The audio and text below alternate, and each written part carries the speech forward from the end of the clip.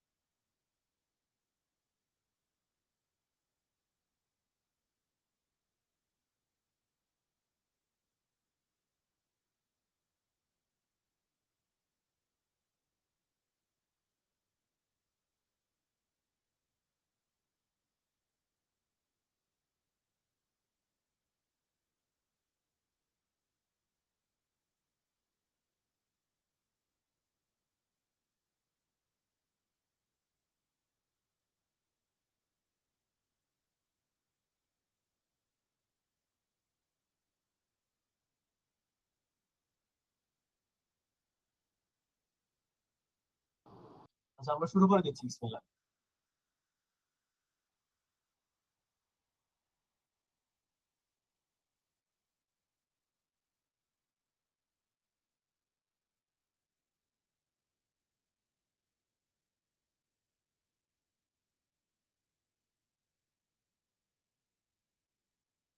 আমার একটু কনফার্ম করেন যে আমার কথা শোনা যাচ্ছে কিনা স্পষ্ট, আমার স্লাইড কি দেখা যায় এবং আমাকে কি দেখা যায়, তিনটা জিনিস কনফার্ম করলে আমরা শুরু করে দিব।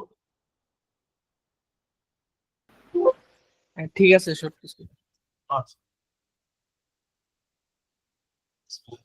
আচ্ছা, Gyanghar equal learning presents 6 day long IELTS short কোর্সে আজকে আমাদের লাস্ট সেশন। আমরা 23 মে 2025 থেকে আজকে 28 মে 2025, আমরা টানা 6 দিন 6টা সেশন নিয়েছিলাম। প্রথম সেশনে হচ্ছে আমরা আইএলটিএস এর ওভারভিউটা দেখেছিলাম, তার পরবর্তী সেশনগুলোতে একে একে IELTS listening, reading, writing, speaking and আজকে হচ্ছে আইএলটিএস টিপস এন্ড ট্রিক্স। আমাদের এই সেশনগুলোর উদ্দেশ্য ছিল যাতে যাদের আইএলটিএস নিয়ে বেসিক কোনো ধারণা নাই তারা যাতে অ্যাটলিস্ট উইথিন এ উইক মানে 6 দিনের মধ্যে একটা আইএলটিএস সম্বন্ধে বিস্তারিত আইডিয়া পেয়ে যায়। প্রথম সেশনে আমরা চেষ্টা করেছিলাম আইএলটিএস এর যে মডিউলগুলো আছে মডিউলগুলো সম্বন্ধে বিস্তারিত বলতে, কোন মডিউলে কি কি জিনিস আছে এবং আমরা কিভাবে কোয়েশ্চনগুলো অ্যাপ্রোচ করতে পারি, কি টাইপের কোয়েশ্চন আছে এই বিষয় নিয়ে কথা বলছি। তার পরবর্তীগুলোতে লিসেনিং, রিডিং, রাইটিং আর স্পিকিং।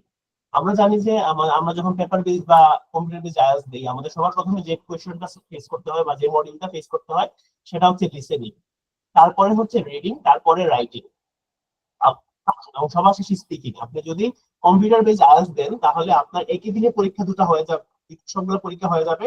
দুইটা বলার কারণ হচ্ছে যে লিসেনিং, রিডিং আর রাইটিং একই সাথে হয়ে যায়, 2 ঘন্টা অ্যারাউন্ড 2 ঘন্টা 45 মিনিট লাগে। আর ফাইনালি হচ্ছে স্পিকিংটা হয়। আপনি যদি কম্পিউটার বেস পরীক্ষা দেন একই সাথে হয়ে যাবে। যেমন আমি যখন পরীক্ষা দিয়েছিলাম, আমি সকাল 9টার সময় আমার পরীক্ষা শুরু হয়েছিল। সো 9টার সময় পরীক্ষা দিলাম, 11টা 45 বা 12টার মধ্যে আমার লিসেনিং, রিডিং এন্ড স্পিকিংটা লিসেনিং, রিডিং আর রাইটিংটা শেষ হয়ে গিয়েছিল। আর দুপুর 2টা বা 1টা 30-এর দিকে ছিল আমার স্পিকিং।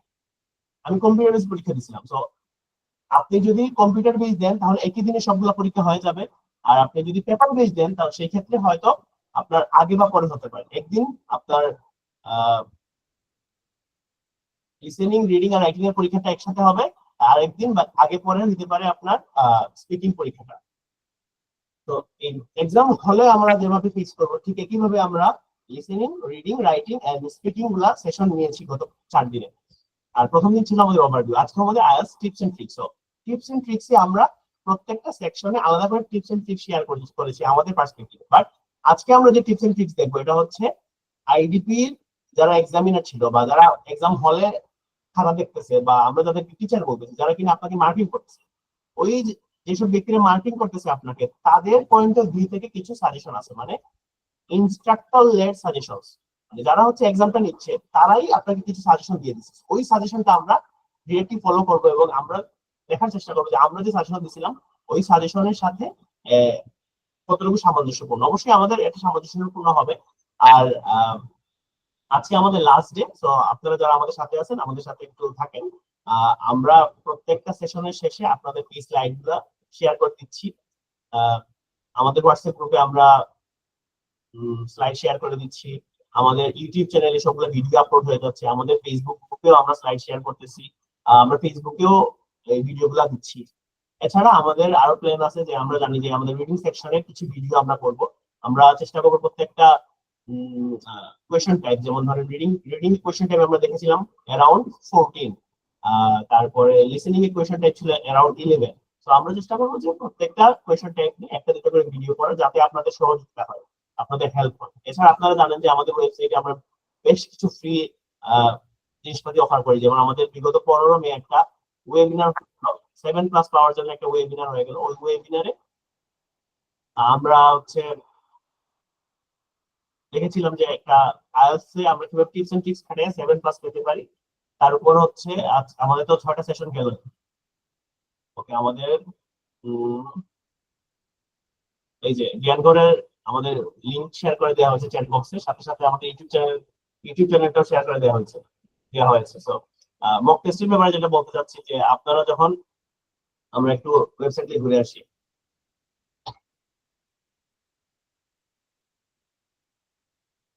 তো ওয়েবসাইটে আমাদের দেখেন ওয়েবসাইটে কি কি আমরা সার্ভিস অফার করতেছি। সেটা হচ্ছে আপনি অ্যাকাউন্ট ওপেন করার পরে আপনি হচ্ছে আমাদের এই যে আইএলটিএস এখন বাড়িতে বসে এই বিষয়টা আমাদের লাইভ ব্যাচ আছে, আপনারা লাইভ ব্যাচ জয়েন করতে পারেন। আমাদের ফ্রি আইএলটিএস পূর্ণাঙ্গ প্রস্তুতি আমরা হচ্ছে কিন্তু একদম জিরো থেকে শুরু করে আজকে আমাদের ফাইনাল ডে। তার উপর হচ্ছে আমাদের স্পিকিং ক্লাব প্রতি শনি, সোম এবং বৃহস্পতিবার সন্ধ্যা 7:30 থেকে রাত 8:30 আমাদের স্পিকিং ক্লাব হয়। আমাদের এক্সপার্ট স্পিকার যারা আছেন আমাদের জ্ঞান ঘরে তারা আপনাকে লাইভ ফিডব্যাক দিবেন। এছাড়া আমাদের একটা স্পেশাল জিনিস আছে, মক টেস্ট। সো মক টেস্টের মধ্যে আমরা এখান থেকে free mock premium mock test. আমরা যখন রিডিং এর ক্লাস নিয়েছিলাম তখন আমরা কিন্তু একটা রিয়েল লাইফ বা রিয়েল টাইম একটা টেস্ট সলভ করেছিলাম, এবং রাইটিং এর ক্ষেত্রেও আমরা আপনাদের দেখিয়েছিলাম যে কিভাবে ইন্টারটেক্সটে থাকতে পারে। যেমন ধরেন, এবং একদম প্রথম সেশনে আমরা বলছিলাম যে আপনি যদি আইএলটিএস কম্পিউটার বেসড এক্সাম দেন সেক্ষেত্রে আপনি কি কি ফেসিলিটি পাবেন, এবং আইএলটিএস কম্পিউটার বেসড এক্সাম দিলে এক্সামের সময় আপনার যে ইন্টারফেস থাকবে বা এক্সামের সময় আপনার মনিটরটা যেরকম থাকবে বা ডিসপ্লেটা যেরকম থাকবে, হুবহু সেম ডিসপ্লেতেই আপনি আমাদের সাথে প্র্যাকটিস করতে পারবেন। ফ্রি মক টেস্ট আছে, আমাদের প্রিমিয়াম মক টেস্ট আছে। ফ্রি মক টেস্টে হচ্ছে আপনি সীমিত ফিডব্যাক পাবেন। প্রিমিয়াম মক টেস্টে আমরা পার্সোনালি আপনার সাথে কন্ট্যাক্ট করে আমরা আপনার কোন কোন জায়গায় এরর ছিল আমরা এররগুলো সলভ করে দিব আপনাদের। চ্যাট বক্সে আপনাদের লিংক দেওয়া হয়েছে, আপনারা এটা দেখতে পারেন, আর আমাদের হোয়াটসঅ্যাপ গ্রুপে আমরা সবগুলো লিংক একসাথে করে রাখছি, এখানেও আপনারা দেখতে পারেন। আমি একটু বলি যে কম্পিউটার বেসড টেস্ট এবং পেপার বেসড টেস্টের মধ্যে ডিফারেন্সটা আমরা জানি যে এই মুহূর্তে জানুয়ারি মাসের 1 তারিখ থেকে 2025 সালে আমরা পেপার বেসড পরীক্ষা দিলে আমরা পেন্সিল ইউজ করতে পারবো না। আগে আমরা পেন্সিল ইউজ করার সুযোগ ছিল, এবং সবচেয়ে বড় সমস্যা হচ্ছে আমরা যখন রাইটিং এ কোনো কিছু লিখতে যাই, যেহেতু ইংলিশ আমাদের নেটিভ ল্যাঙ্গুয়েজ না, সেই ক্ষেত্রে আমরা যখন কোনো কিছু লিখতে যাই আমাদের অনেক সময় কাটাকাটি হয়, বা আমরা হয়তো কোনো একটা ওয়ার্ড মিস করে যাচ্ছি, আমরা কোনো একটা ওয়ার্ডের একটা দুইটা অ্যালফাবেট মিস করে যাচ্ছি। তো এই বিষয়টা আগে আমাদের জন্য খুব ইজি ছিল, কেন আমরা ইরেজার দিয়ে হচ্ছে রিমুভ করে আমরা আরেকবার লিখে ফেলতে পারতাম পেন্সিল দিয়ে। কিন্তু এখন যেহেতু পেন্সিল ইউজ করা যাচ্ছে না, শুধু কলম ইউজ করতে হবে। কলম যদি ইউজ করেন সেই ক্ষেত্রে কাটাকাটি হওয়ার একটা চান্স থাকে। তারপরে হয়তো আপনি এমন কোনো সেন্টেন্স বা ওয়ার্ড মিস করে গেছেন যেটা কিনা আপনাকে আবার ব্যাক করে লিখতে হচ্ছে। আইএলটিএস কিন্তু আবার ওই একটা লাইনের সাথে লাইনগুলো একটু পাশাপাশি, আপনি যদি গ্যাপ দিয়ে একটা লাইন গ্যাপ দিয়ে না লিখেন, আপনি যদি প্রত্যেকটা লাইন বাই লাইন লিখেন সেক্ষেত্রে কিন্তু কাটাকাটি করলে আপনার জন্য আরো জঘন্য লাগবে দেখতে। তো আপনি এছাড়াও আপনি যদি আইএলটিএস কম্পিউটার বেসড পরীক্ষা দেন, আমরা তো জানি যে কম্পিউটার বেসড 2 থেকে 3 দিন লাগতেছে আনসার পাওয়ার জন্য, পেপার বেসড হচ্ছে আপনার 14 দিন লাগতেছে। তো 2 থেকে 3 দিন লাগার কারণ হচ্ছে আমরা জানি যে লিসেনিং এবং রিডিং এটা অ্যাবসলিউট আনসার, মানে আপনি আইদার পারবেন বা আপনি 1 পাবেন বা 0 পাবেন 40টা কোশ্চেনে।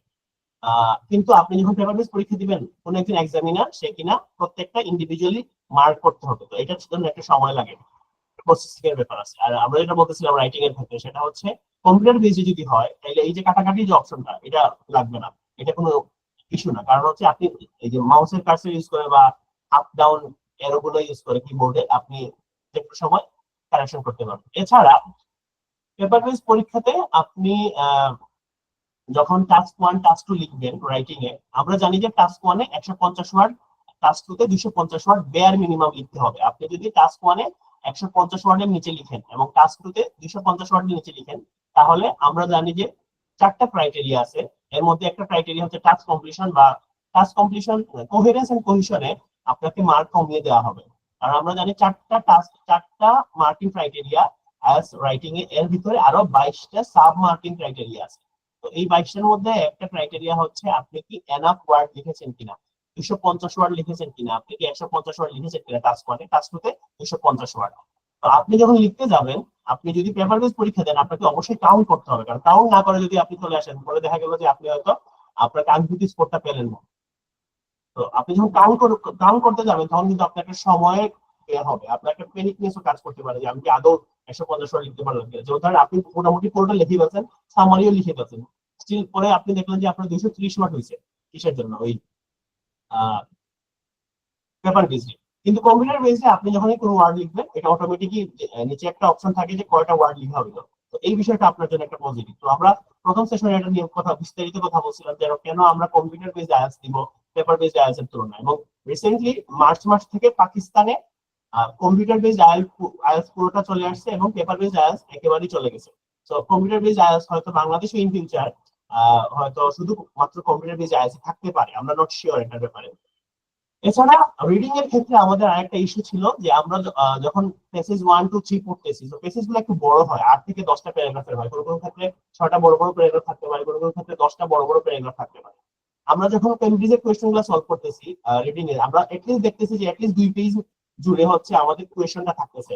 বা প্যাসেজটা থাকতেছে। এখন আপনি যখনই প্যাসেজটা পড়ে কোয়েশ্চেনে যাবেন তখন আবার আগের পৃষ্ঠা পরের পৃষ্ঠা করতে হয়। এই যে আগের পৃষ্ঠা পরের পৃষ্ঠা করতে গিয়ে অনেক সময় দেখা যায় যে আমরা পরের পৃষ্ঠা থেকে আগের পৃষ্ঠায় আসতে গেলে আমাদের একটা সমস্যা হয়ে যাচ্ছে কি আমরা হয়তো আমরা ভুলে যাচ্ছি বা আমরা মিসিং করে ফেলতেছি কোন ওয়ার্ডটা আমরা খুঁজতেছিলাম। কিন্তু কম্পিউটার বেসডে একই স্ক্রিনে এক সাইডে থাকবে আপনার প্যাসেজ আর এক সাইডে থাকবে কোয়েশ্চন। তো আপনি মানে দুইটা আলাদা আলাদা করে স্ক্রল করতে পারবেন। তো আপনি একই স্ক্রিনে কোয়েশ্চন এবং একই স্ক্রিনে আপনি প্যাসেজটা দেখতে পাচ্ছেন। এটা একটা বেটার অপরচুনিটি।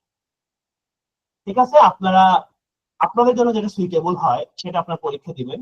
রিডিং বলেন বা সরি কম্পিউটার বেস বলেন বা পেপার বেস বলেন, আপনার জ্ঞানের যে গভীরতা, আপনার জ্ঞানের যে বিস্তৃতি, এটা কিন্তু কম্পিউটার বেস দিলে যে কমে যাচ্ছে বা পেপার বেস দিলে যে কমে যাচ্ছে এরকম কিছু না। কারণ আপনি যে বিষয়টা লিখতে পারেন, যেমন ধর অনেকের এরকম ইস্যু হতে পারে, আমরা যারা অনেকে আছি যে আমরা হয়তো কিবোর্ডে টাইপ করতে সমস্যা হয়, সেই ক্ষেত্রে আমরা অবশ্যই রেকমেন্ড করবো যে আপনি পেপার বেস পরীক্ষাটা দেন, যেহেতু আপনার অনেক অপরচুনিটি আছে। যদি এরকম হইতে পাকিস্তানের মতো যে আপনার হয়তো পেপার বেস পরীক্ষা নাই, তখন আপনাকে আলাদা করে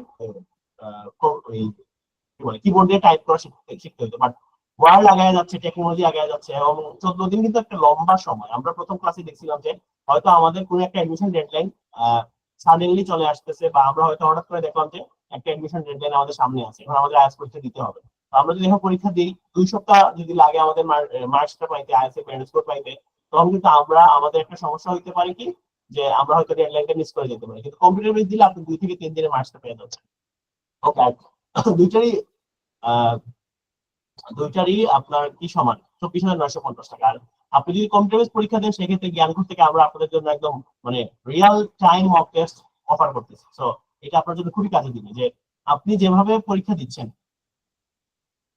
ফাইনাল পরীক্ষাটা মানে আইএলটিএস এর ফাইনাল টেস্টটা, সেম ফেসিলিটি আমরাও আপনাকে প্রোভাইড করতেছি। তো আপনি চাইলে আমাদের এই free mock test, paid mock test এগুলো আপনারা দেখতে পারেন।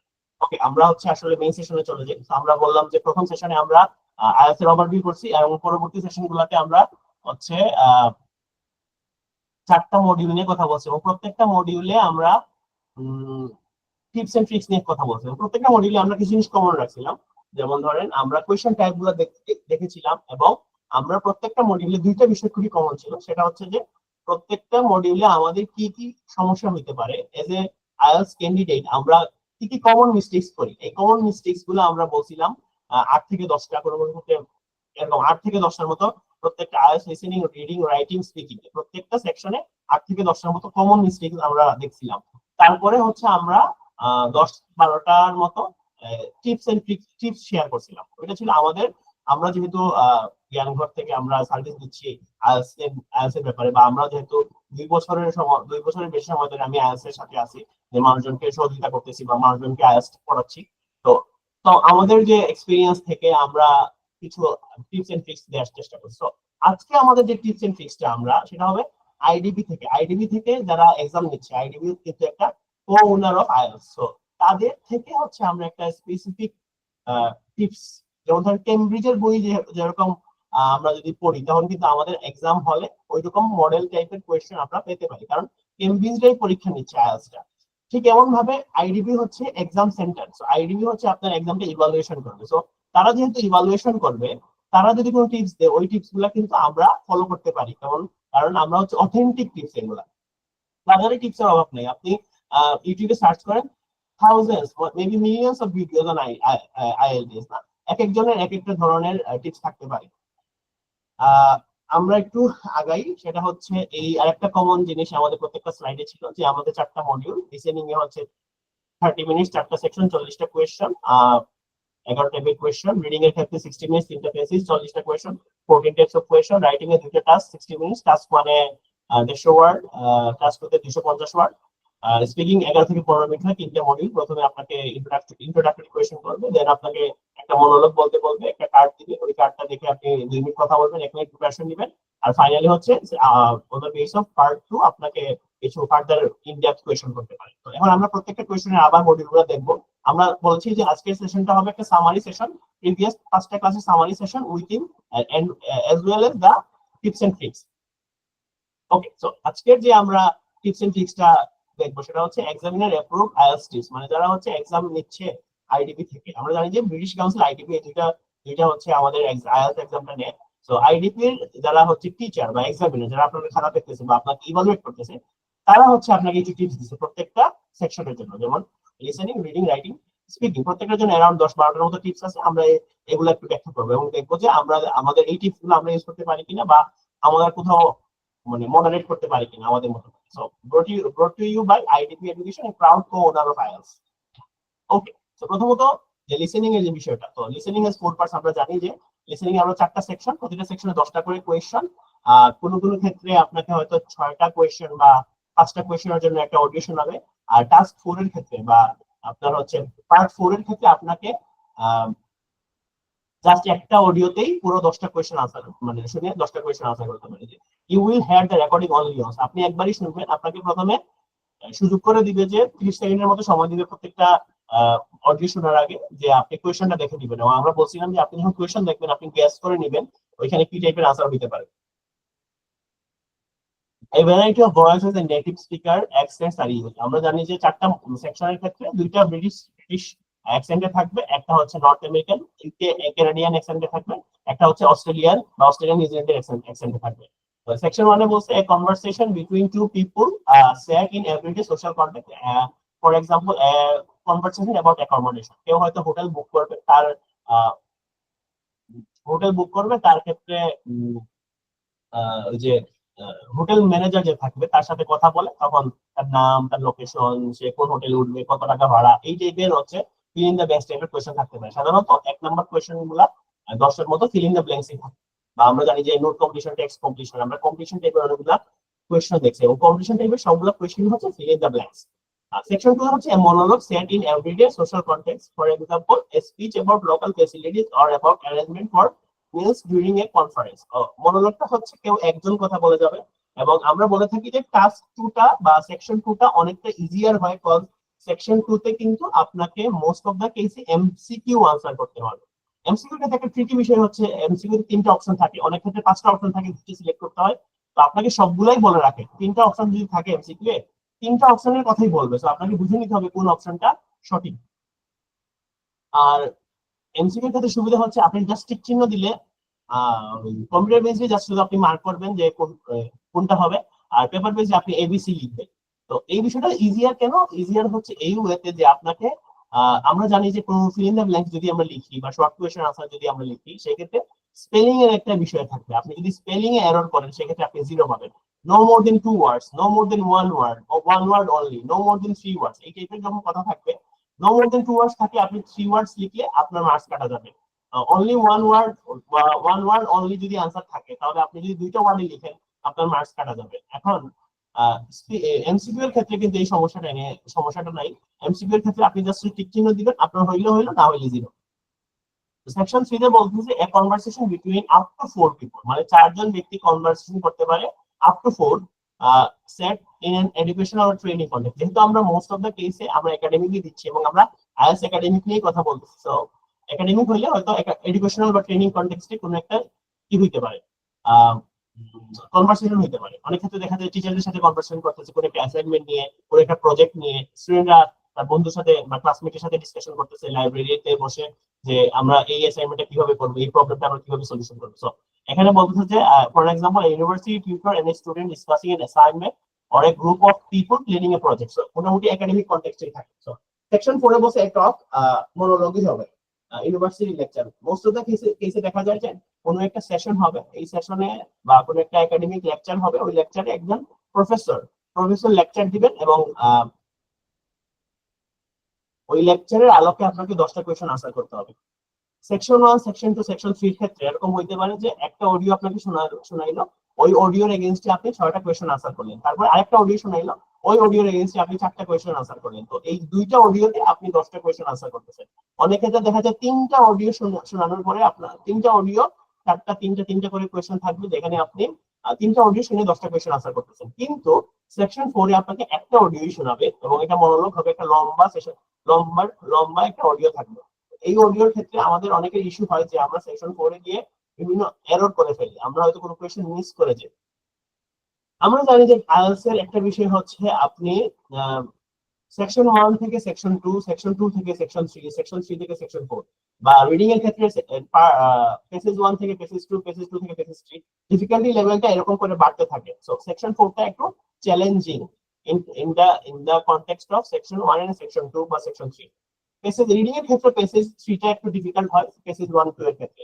সেজন্য যেহেতু সেকশন 4 এ আপনাকে পুরোটা অডিও একবারই শুনতে হচ্ছে, এবং আমরা জানি যে you will hear the recording only once, সেই ক্ষেত্রে আপনাকে একটু মনোযোগী হইতে হবে। এবং অনেক ক্ষেত্রে দেখা যায় যে আপনি এর আগে 30টা কোশ্চেন সলভ করছেন, তো আপনার একটা ফেটিক বা আপনার একটা হয়তো টায়ার্ডনেসও কাজ করতে পারে যদি না আপনার প্র্যাকটিস থাকে। এবং আমরা গত সেশনে বলছিলাম যে রিডিং লিসেনিং এর সেশনে বলছিলাম যে আপনি এট লিস্ট 30 মিনিটস ইংলিশ শোনার মতো ক্যাপাসিটি ডেভেলপ করে এক্সামে বসতে হবে। এখন আমরা এই মডিউলিং এর কথা বললাম, আমরা এখন একটু দেখি যে আইডিপি আমাদের কি টিপস এন্ড ট্রিক্স দিচ্ছে। তো প্রথম আমরা সবগুলো টিপস এন্ড ট্রিক্স পড়বো, দেন আমরা ব্যাখ্যা করব যে টিপসটা আমরা কিভাবে কাজে লাগাইতে পারি। তো এখানে বলছে এক নম্বরে, at the beginning of each section read the questions for that section carefully before the recording starts. This will help you to follow the recording and identify the answers. Okay. এখানে বলছে আমরা যেটা বলছিলাম যে আপনাকে প্রত্যেকটা অডিও শোনানোর আগে 30 সেকেন্ডস করে সময় দিবে যে before answering the question or before hearing the playing the recording, you may check the question 1 to 6 এরকম। আপনি 6টা কোয়েশ্চেন বা 10টা কোয়েশ্চেন আপনাকে বলবে দেখার জন্য, এবং এই অডিওতে যদি বলে আপনাকে 1 থেকে 6 পর্যন্ত দেখেন, তার মানে এই অডিও যেটা আছে এই অডিওতে আপনাকে 1 থেকে 6 পর্যন্ত কোয়েশ্চেনের আনসার বলবে। এবং আপনি যখন ফিল ইন দ্য ব্ল্যাঙ্কস দেখবেন, কারণ অডিও তো অনেক ওয়ার্ডই বলবে আপনাকে অডিওতে, সো আপনি যখন আনসারটা বা ফিল ইন দ্য ব্ল্যাঙ্কস দেখবেন যে কি টাইপের আনসার এখানে হইতে পারে। যেমন ধর কোন একটা ব্যক্তির প্রথম নামের দ্বিতীয় নাম হচ্ছে 2টা ওয়ার্ডে, প্রথম ওয়ার্ডে ব্ল্যাঙ্ক দেওয়া নাই, পরের ওয়ার্ডে ব্ল্যাঙ্ক দেওয়া। তার মানে আপনাকে খেয়াল রাখতে হবে যে ওই ব্যক্তি যখন তার নামটা বলবে তখন সেকেন্ড যে নামের যে লাস্ট নেমটা বা সেকেন্ড পার্টটা ওইটা আপনাকে বেশি মনোযোগ দিয়ে শুনতে হবে। এখানে বলছে যে this will help you to follow the recording and identify the answers. আপনি যদি কোয়েশ্চেন আইডেন্টিফাই করতে না পারেন তাহলে আপনি বুঝতে পারবেন না যে অডিওতে বা রেকর্ডিং এ কোন জায়গাতে আপনাকে ফোকাস করতে হবে। এটা হচ্ছিল প্রথম সাজেশন। সেকেন্ড টিপস হচ্ছে, after completing A section it is better to look ahead and read the questions for the next section than to worry about the last section. অনেক ক্ষেত্রে আমাদের কি হয় যে আমরা টাস্ক 1 বা পার্ট 1 বা সেকশন 1 এ আমরা হয়তো 8টা কোয়েশ্চেন আনসার করতে পারছি। 8টা কোয়েশ্চেন যখন আনসার করতে পারছি, আমরা 2টা কোয়েশ্চেন হয়তো মিস করে গেছি। যেহেতু লিসেনিং এ আপনাকে রেকর্ডিং একবারই শোনাচ্ছে, সেক্ষেত্রে কিন্তু আমাদের আর সুযোগ নাই এই 2টা কোয়েশ্চেন আনসার করা, আনলেস আপনার মাথায় এই অডিওর কিছু অংশ হয়তো থেকে যায়, বা আপনি হয়তো অনেক ফাস্ট বলে গেছে এজন্য পারেন নাই, বাট আপনার মনে আছে যে কোয়েশ্চেনের আনসার কি হইতে পারে। যদি দেখা যায় যে আপনি একেবারে মিস করে গেছেন 2 মাস, তার মানে আপনি ধরে রাখতে হবে এই 2 মাস আমার চলে গেছে, যেটা চলে গেল সেটা চলে গেছে, আমাকে সামনের দিকে আগাইতে হবে। আমার রিয়েল লাইফ এক্সাম্পল থেকে যদি বলি, আমি যখন পরীক্ষা দিই তখন আমি হুট করে দেখলাম যে আমার 3-4টা কোয়েশ্চেন মিস হয়ে গেছে।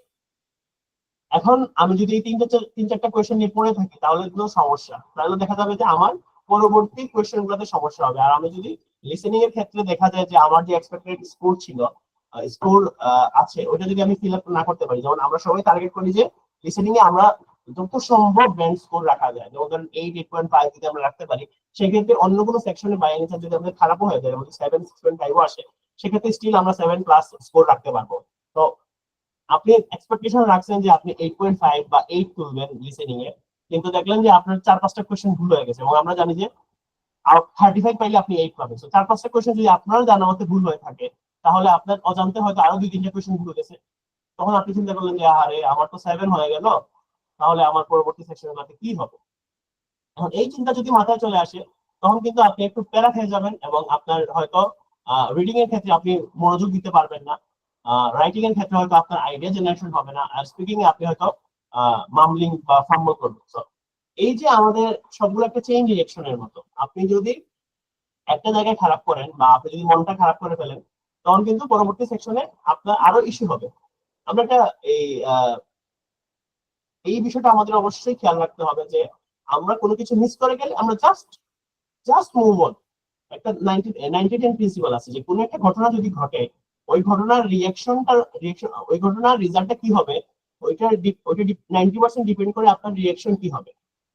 তো জাস্ট ফরগেট ইট। কারণ হচ্ছে আপনাকে পরবর্তী সেকশনগুলো ভালো করতে হবে। আপনার কাছে আরো হয়তো অনেকগুলো কোয়েশ্চেন আছে লিসেনিং এ যেটা আপনি আনসার করতে পারবেন, আর রিডিং পার্ট তো সম্পূর্ণ বাকি আছে, আর রাইটিং সম্পূর্ণ বাকি আছে, স্পিকিংটাও বাকি। সো আপনি জাস্ট ভুলে যান যে আমার যেটা হয়ে গেছে ওটা হয়ে গেছে, স্টিল যদি আমি সময় পাই আমি তখন কোয়েশ্চেনটা আবার দেখবো। আর আমি যদি হচ্ছে আপনি হচ্ছে চেষ্টা করবেন যে আপনার কনফিডেন্সটা বুস্ট আপ করার জন্য, এবং আপনার আমরা আরেকটা সাজেশন দিচ্ছিলাম এখানে, সেটা হচ্ছে যে আপনি যদি অডিওর জায়গায়, আপনি তো ইউটিউব থেকে হয়তো প্র্যাকটিস করতেছেন, বা আপনি হয়তো কোনো একটা অডিও রেকর্ডার থেকে প্র্যাকটিস করতেছেন। সো অডিও রেকর্ডার থেকে প্র্যাকটিস করলে ওখানে কিন্তু প্লেব্যাক স্পিড, যেটা মানে আপনাকে 1x স্পিডে শোনাচ্ছে, রিয়েল টাইমের অডিওতে শোনাচ্ছে, আপনি এটাকে 1.1 বা 1.25 বা 1.2 করে যখন দিবেন, তখন হচ্ছে 4 সেকেন্ড 5 সেকেন্ডের অডিও আপনি 4 সেকেন্ডে শুনতেছেন। সো 5 সেকেন্ডের অডিও আপনি যখন 4 সেকেন্ডে শুনবেন, আপনার তখন হচ্ছে অডিওটা একটু ফাস্ট হবে, আপনি তখন খুব দ্রুত আনসার করার চেষ্টা করবেন। তো এভাবে যদি প্র্যাকটিস করেন, সেই ক্ষেত্রে ফাইনাল এক্সামে দেখবেন যে আপনি যে স্পিডে প্র্যাকটিস করছেন তার থেকে আরেকটু স্লো বলতেছে, আরেকটু স্লো অডিওটা শোনা যাচ্ছে, তখন কিন্তু আপনার জন্য আরো বেটার হবে। আমরা বলে থাকি যে সবসময় প্র্যাকটিসটা করবেন কঠিন ভাবে। সো আপনি যদি প্র্যাকটিস কঠিন করেন, সেক্ষেত্রে ফাইনাল গিয়ে আপনার জন্য ইজিয়ার হবে। Okay. 3 নম্বরে বলছে যে you will sometimes have a list of options to choose from as answers. The possible answers may be listed in alphabetic order and not necessarily in the order you will hear them. এখানে আমরা দেখছি যে অনেক ক্ষেত্রে অনেক question গুলা matching থাকে, যে এখানে 5টা অপশন, এখানে 7টা অপশন, এই 5টা এবং 7টা মিলাইতে হবে। তো অনেক ক্ষেত্রে আমরা এই যে দুই টাইপের অডিও আছে, দুই টাইপের এখানে ম্যাচিং আছে। সো কোন একটা ম্যাচিং এর 5টা অপশন বা 6টা অপশন, এই টাইপের অডিওটা কোন একটা সিকোয়েন্সে প্লে হবে আর কি। তো দুইটা অপশন থাকবে, আপনাকে বুঝতে হবে কোন অপশন থেকে অডিও সিকোয়েন্সে প্লে হবে।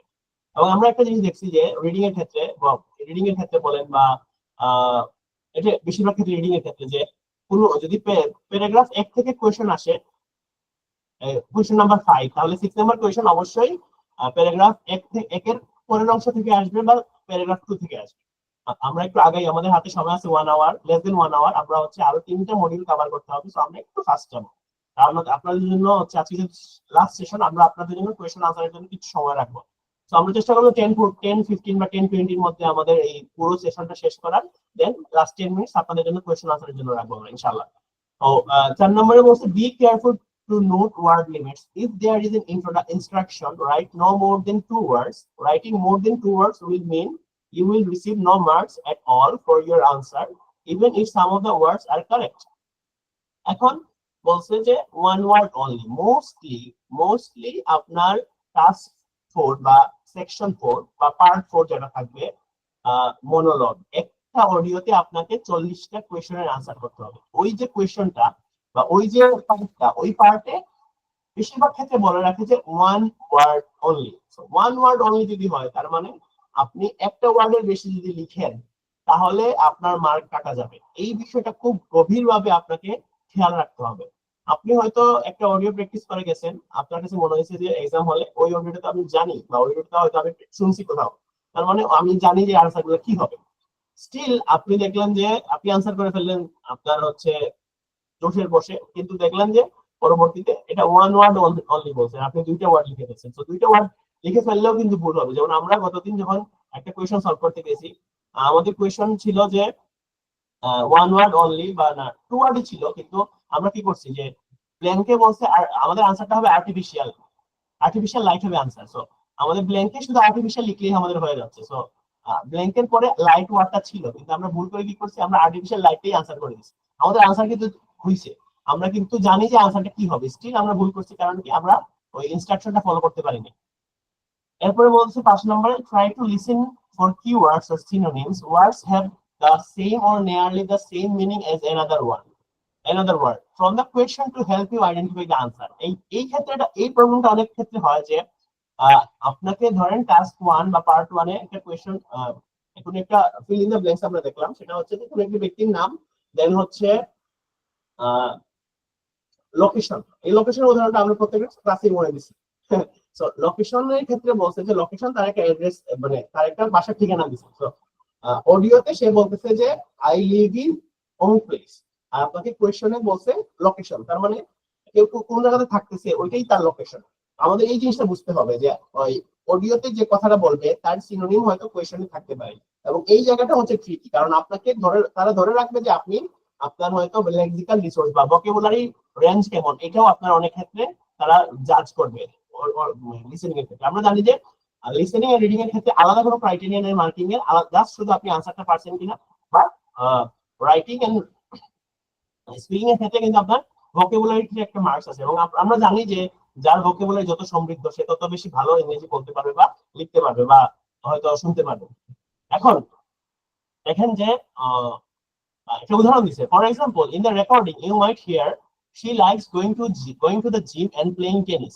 On your answer sheet this could be appear as she is an active person. So কেউ যদি জিমে যায় এবং টেনিস খেলে সে কিন্তু একজন ফিজিক্যালি অ্যাক্টিভ। তো আমাদের বুঝতে হবে যে অডিওর সাথে আমাদের আনসার শিটের এই যে সামঞ্জস্যটা, she likes going to the gym and playing tennis, এই কথার মানে হচ্ছে she is an active person। So দুইটা যে সামঞ্জস্যপূর্ণ কথা, এই বিষয়টা আমাদেরকে বুঝতে হবে। পরবর্তীতে যে আমরা আগাই সেটা হচ্ছে you may be asked to write down words that have been spelled out in the recording. In order to do this well, you need to know the English alphabet and how each word letter is pronounced. অনেক ক্ষেত্রে আমরা এই যেমন ধরেন জিরোকে, ব্রিটিশে জিরোকে ও বলে। So আপনাকে যখন কোনো ফোন নাম্বার নিয়ে কথা বলতে বা টেলিফোন নাম্বার অনেক ক্ষেত্রে বলতে পারে যে 8054002, কারণ ও যে বলছে ও কিন্তু আমরা ইংলিশ অ্যালফাবেটে জানি ও মানে হচ্ছে একটা লেটার MNO পি, এই যে এন এবং পি এর মধ্যে যে একটা যে অ্যালফাবেট আছে সেটাকে ও বলে, কিন্তু ব্রিটিশরা কি করে তারা জিরোকে ও বলে। এই বিষয়টা আপনাকে জানতে হবে। আবার অনেক ক্ষেত্রে ডব্লিউ আমরা বলি ডব্লিউ, তারা ডবল ইউ বলে। সো আপনি হয়তো ডবল ইউ মানে ডাবল ইউ, দুইটা ইউ মনে করতেছেন। এই বিষয়টাকে আপনাকে জানতে হবে যে আমরা জানি যে দুইটা অডিও আসবে হচ্ছে ব্রিটিশ প্রনাউন্সিয়েশনে বা ব্রিটিশ অ্যাকসেন্টে, আর একটা আসবে নর্থ আমেরিকান আর একটা আসবে হচ্ছে অস্ট্রেলিয়া। সো প্রত্যেকটা ল্যাঙ্গুয়েজে প্রত্যেকটা প্রনাউন্সিয়েশনে বা প্রত্যেকটা দেশের ভাষায় তারা হচ্ছে এবিসিডি কি টাইপের উচ্চারণ করতেছে এটা আপনাকে জানতে হবে। আমরা এটার জন্য বলছি যে আপনি হয়তো অস্ট্রেলিয়ান বা ব্রিটিশ টিভি সিরিজ দেখতে পারেন, আপনি মুভি দেখতে পারেন, আপনি হচ্ছে পডকাস্ট শুনতে পারেন, প্র্যাকটিসের বিকল্প নেই। আর 10 থেকে 19 যে বইটা আছে 10টা বই, প্রত্যেকটা বইয়ে 4টা করে মডেল কোয়েশ্চেন, ওই কোয়েশ্চেন গুলো আপনি সলভ করতে পারেন। আবার আমরা একটা ইউটিউব চ্যানেল নাম বলে দিচ্ছি দা আইএলটিএস লিসেনিং টেস্ট। এই ইউটিউব চ্যানেলটাতে প্রত্যেকদিন একটা করে মডেল কোয়েশ্চেন বা ফুল লেন্থের টেস্ট আপলোড করে আপনি চাইলে প্রতিদিন, হয়তো আপনি যদি চান যে প্রতিদিন আমি একটা কোয়েশ্চেন আনসার করবো, তাহলে আপনি জাস্ট কাগজ কলম নিয়ে আপনি ইউটিউবের ভিডিওটা ছেড়ে বসে যান, এবং আপনি আপনি চাইলে হচ্ছে পেপার বেস যদি পরীক্ষা দেন, আপনাকে আইএলটিএস লিসেনিং এর জন্য একটা আনসার শিট আছে, ওই আনসার শিটটা প্রিন্ট করে আপনি হয়তো অনেকগুলো কপি করে আপনি জাস্ট ওইটা দেখে আনসার করে ফেলতে পারেন, অথবা একটা খাতা নিয়ে 1 থেকে 40 পর্যন্ত নাম্বার লিখে আনসার করলেন এবং লাস্টে হচ্ছে সবগুলো আনসার দেখে আপনি চেক করলেন যে আপনার কোনটা হইলো। Then must listen carefully for words that indicate which stage of the recording you are listening to. Firstly, my next point to sum up, these words will help you identify which question you have missed. অনেক ক্ষেত্রে দেখা যায় যে আমরা question miss করে যাচ্ছি বা আমরা বুঝতে পারি না যে কোথায় আছে। তো অনেক ক্ষেত্রে যখন কোনো একটা আমরা জানি যে কোনো একটা হেডার যদি থাকে, যেমন ধরেন 6 থেকে 10 পর্যন্ত কোয়েশ্চেন আছে, বাট 6, 7 এক টাইপের কোয়েশ্চেন, 8, 9, 10 আরেক টাইপের কোয়েশ্চেন। তো 6, 7 কোয়েশ্চেন শেষ হওয়ার পরে 8, 9, 10 এর কোয়েশ্চেনের যে হেডার আছে তখন ওই হেডারটা নিয়ে কথা বলবে। তো আমরা একটু খেয়াল রাখবো যে কি টাইপের, মানে অডিওতে যদি ফার্স্ট অফ অল বলে তার মানে বুঝতে হবে যে অডিওটা প্রথম দিকে আছে, বা যদি টু সাম আপ যদি বলে তার মানে বুঝতে হবে অডিওটা শেষ দিকে আছে। So as you are listening to the recording, cross out options that don't fit. This makes it easier for you to find the right answer. সেদিন আমরা একটা কথা বলছিলাম যে একজন ব্যক্তি সে হচ্ছে লন্ডন থেকে আরেকটা শহরে গেছে তার একটা হবি পার্সু করার জন্য বা একটা ইন্টারেস্টের জন্য, নতুন একটা কাজ পাইছে, এটা ইন্টারেস্টেড ফিল হচ্ছে তার জন্য। যখন ওই জবে জয়েন করবে তখন তার একটা মেডিকেল টেস্ট হয়েছে। তো অপশন ছিল 3টা, যে তার কোয়েশ্চেনটা ছিল এরকম যে ডক্টররা তার কি সমস্যা ছিল এটা ডক্টররা ডক্টররা গেস করে নিয়েছিল তার এই সমস্যা থাকতে পারে, বা ডক্টররা বলে না আমার মনে হয় যে আপনার এই সমস্যা আছে, আপনি টেস্ট করান। এই টাইপের ডক্টররা হচ্ছে কি মনে করছিল। তো কোয়েশ্চনের আনসারটা হবে যে ডক্টররা মনে করছিল যে সে কালার ব্লাইন্ড, কিন্তু সে বলছে যে সে কিন্তু বলে নাই, ডক্টররা সে প্রথমে বলছে যে I had short eyesight, but after my surgery I got it fixed. কিন্তু অপশনে কি ছিল, যে অপশন ছিল 3টা। একটা অপশন ছিল যে শর্ট আইসাইট, সার্জারি প্রবলেম, একটা ছিল হচ্ছে কালার ব্লাইন্ড। এখন কিন্তু দেখেন সে কিন্তু শর্ট আইসাইট এর কথাও বলছে অডিওতে, কালার তারপর হচ্ছে সার্জারির কথাও বলছে। এখন আপনি অনেক ক্ষেত্রে দেখা যাবে হয়তো শর্ট আইসাইট দেখেই আপনি শর্ট আইসাইট টিক চিহ্ন দিয়ে দিলেন, কিন্তু এখানে বলছে যে দ্যাটস নট দ্য প্রবলেম। যখন বলবে যে I have this two I have this two issues but these are not these are now not any these are not any problem for me, তো আপনি জাস্ট এই দুটো অপশন কাটাই দিলে আপনি আরেকটা আনসারটা পেয়ে যাচ্ছেন। সো এটা হচ্ছে ইলিমিনেট প্রসেস অফ ইলিমিনেশন। যে কোশ্চেনটা আপনার মনে হচ্ছে এটা হবে না, আপনার অপশনের সাথে যাচ্ছে না, সো এটা আপনি কেটে দিবেন। সো কেটে দিলে কি হবে, আপনার হাতে হয়তো দুটো অপশন থাকবে, দুটো অপশন থেকে আপনি একটা সিলেক্ট করে নিলেন। এরপরে বলছে if you are writing dates as an answer to any questions, remember that there are several correct ways to write them. So আপনার যদি আনসার হয় 24th এপ্রিল, তাহলে 24th April correct answer, April 24 correct answer, 24 April correct answer. আবার হচ্ছে আপনি যদি ধরেন হচ্ছে ব্রিটিশ এবং আমেরিকান স্পেলিং অনেক সময় আলাদা হয়, যেমন লেবার, ফেভারিট, কালার, এগুলাতে হচ্ছে লেবারের ক্ষেত্রে LABOUR ইউজ করে ব্রিটিশরা, আর আমেরিকানরা ইউজ করে LABOR। আপনি যে কোনো একটা আনসার করলে হবে। সেন্টার CENTRE ব্রিটিশরা লিখে, আমেরিকানরা লেখে CENTER। আপনি যে কোনো একটা লিখলেও আপনার আনসারটা হবে। তারপরে বলছে if there are questions you cannot answer, leave them and move on the next question. This will help you to stay calm and positive. Go back to those questions at the end if you have time. Same goes for IELTS reading. আপনি যদি কোনো question answer করতে পারেন না, দেন just move on, এবং আপনার finally যদি আপনি সময় বের করতে পারেন, সেক্ষেত্রে আপনি এটাতে আরেকবার আসবেন। আমরা জানি যে আইএলটিএস কম্পিউটার বেসড আপনি 2 মিনিট সময় পাবেন সবগুলো আনসার শেষ করার জন্য। কারণ হচ্ছে আইএলটিএস রিডিং কম্পিউটার বেসড আপনি অডিও শোনার সাথে সাথে টাইপ করে ফেলবেন, আর লিসেনিং এর ক্ষেত্রে ওই পেপার বেসড আপনি হয়তো কোয়েশ্চনে দাগ দিবেন, কোয়েশ্চনে হয়তো আনসারটা লিখে রাখবেন, দেন পুরো অডিও শোনার শেষে আপনাকে 10 মিনিট সময় দিবে এই আপনি কোয়েশ্চেন পেপারে যে আনসারটা লিখছেন বা দাগ দিয়েছেন ওইটা হচ্ছে পেপারে তোলার জন্য, আপনার ফাইনাল আনসার শিটে তোলার জন্য। তো তখন এই যে 2 মিনিট বা 10 মিনিট আপনি যে সময়টা পাবেন, ওই সময়টাতে আপনি কিন্তু ওই কোশ্চেন আবার আসতে পারবেন। কম্পিউটার বেসড এবং পেপার বেসড একটা ইস্যু আছে যে কম্পিউটার বেসড কিন্তু একদম নিচে, এই আপনি যেখানে যে ডিসপ্লেতে পরীক্ষা দিচ্ছেন একদম নিচে 1 থেকে 40টা কোশ্চেন, সবগুলা এরকম 1 থেকে 40টা পর্যন্ত অপশন থাকে। সো যে কোশ্চেন আপনি আনসার করেন না, এটা ব্ল্যাঙ্ক, ওটা বুঝে যাবে যে আপনি কোন কোন কোশ্চেন আনসার করেন নাই, কোন কোন কোশ্চেন আনসার করছেন। এই যে একটা বিষয়, আপনি তাহলে ইজিলি বুঝতে পারবেন যে কোন কোশ্চেন মিস গেছে কিনা। একদম লাস্টে বলছে যে after the last recording has ended you have 10 minutes to transfer your answer in paper based test. Don't make the mistakes of copying this answer across the exam sheet in between section. এখন অনেক ক্ষেত্রে অনেকে কি হয় যে আপনি ধরেন আপনি আনসার আপনাকে 40 মিনিট সময় 30 মিনিট সময় দিল হচ্ছে অডিওর জন্য, দেন আরো 10 মিনিট সময় দিল যে আপনি যে আনসারগুলা খাতাতে লিখছেন বা কিসে কোশ্চেন পেপারে লিখছেন, ওইটা যখন আপনি আনসার শিটে তুলবেন, অনেক ক্ষেত্রে কি করি আমরা যে আমরা 21 থেকে শুরু করি বা 31 থেকে শুরু করি, তখন কিন্তু মিসিং হয়ে যাওয়ার চান্স আছে। আমি এরকমও মানুষ পাইছি যে কিনা 1 2 3 পারে না, 1 2 3 পারে, 4 নম্বরটা পারে না, সো সে 5 নম্বরটার আনসার ভুল করতে গিয়ে 4 নম্বরে লিখে গেছে। সো 4 নম্বরের আনসার সে 5 নম্বরে লিখছে, 5 নম্বরের আনসার সে হচ্ছে এই যে 5 নম্বরের আনসার 4 নম্বরে লিখছে, তারপর 6 নম্বরের আনসার 5 নম্বরে লিখছে। এরকম 5-6টা কোশ্চেন যাওয়ার পরে হঠাৎ করে সে খেয়াল করছে যে আমি তো লাস্ট 5-6টা কোশ্চেন সবগুলাই ভুল করছি, পরে সবগুলা কেটে তারপরে আরেকবার লিখে লাগছে। তো এক্ষেত্রে অনেক সময় প্যানিক কাজ করতে পারে, বুঝতে পারছেন? সো আপনাকে অবশ্যই আপনি যদি এমার্জেন্সি পরীক্ষা দেন, চেষ্টা করবেন যে 1 থেকে আনসার শুরু করতে, এবং যে জিনিসটা পারতেছেন না ওইটা আগে মার্ক করে রাখবেন যে এই আনসার শিটটা বা 18 নম্বর কোশ্চেনটা আমি পারি নাই, তার মানে 18 নম্বর আমি কিছু লিখবো না। অনেক ক্ষেত্রে ভুল করে আপনি হয়তো সিকোয়েন্স মেইনটেইন করতে গিয়ে 19 নম্বরের কোশ্চেন 18 নম্বরে লিখে দিতে পারেন আনসারটা, তো তখন হইলে একটা সিরিজ ভুল হয়ে যাবে আপনার। ওকে, সো আমাদের হচ্ছে লিসেনিং পার্টটা গেল। সো লিসেনিং শেষ হওয়ার সাথে সাথে আপনার রিডিংটা শুরু হবে। রিডিং হচ্ছে 3টা সেকশন, এবং যে টেক্সটগুলো আপনাকে বলতেছে এই টেক্সটগুলো কিন্তু জাস্ট IELTS এক্সাম হওয়ার জন্য টেক্সটগুলো আপনাকে বানানো হয় না। This text are real and taken from books, magazine and newspaper, মানে এক্সিস্টিং কোনো একটা রিসোর্স থেকে এই টেক্সটগুলো নেওয়া হয়েছে। They have been written for a non specialist audience and are on academic topics of general interest, which means you do not need specialist knowledge to do well. অনেক ক্ষেত্রে লিটারেচার হিস্ট্রি নিয়ে কথা বলতেছে, লিটারেচার বা history সম্বন্ধে আপনার যদি কোনো নলেজ না থাকে, স্টিল আপনি আনসার করতে পারবেন, আপনাকে স্পেশালিস্ট হইতে হবে না, কারণ সবগুলো কোশ্চেনের আনসার হুবহু যে আনসারটা হবে ওয়ার্ডটা ওইটা হুবহু পেজে দিয়ে দেওয়া আছে। So the texts are appropriate to and accessible to candidates entering undergraduate or postgraduate or seeking professional registration. আপনি যদি অনার্স মাস্টার্সের জন্য বিদেশে অবশ্যই যাবেন, এবং আপনি অবশ্যই এই দক্ষতা আপনার থাকবে যে আপনার যে টেক্সট আপনাকে দিবে সেটা বোঝার ক্ষমতা। তো text range from descriptive and factual to the discursive and analytical. Text may contain non-verbal material such as diagram, graph, or illustration. Depends. If text contain technical terms, then a simple glossary is provided. মানে ওই টিকা বলে না যে কোনো একটা বিষয়ে যদি কোনো একটা ওয়ার্ড যদি আপনার কোনো টেকনিক্যাল টার্ম হয় যেটা কিনা প্রিভিয়াস নলেজ না থাকলে আপনার জানার কথা না, সেক্ষেত্রে ওই ওয়ার্ডটাকে একটু ব্যাখ্যা করে দিবে আপনি, কোন সমস্যা নেই, টেনশন করার কিছু নেই। সো এখানে আমাদের হচ্ছে কয়টা টিপস আছে, 10টা টিপস আছে। সো আমরা যাই, আমাদের হাতে 45 মিনিট সময় আছে, আমরা 3টা মডিউল কভার করবো। So reading tips and tricks বলতেছে to improve your performance in the reading text, you need to practice reading a variety of English text. This will help you develop the ability to read quickly.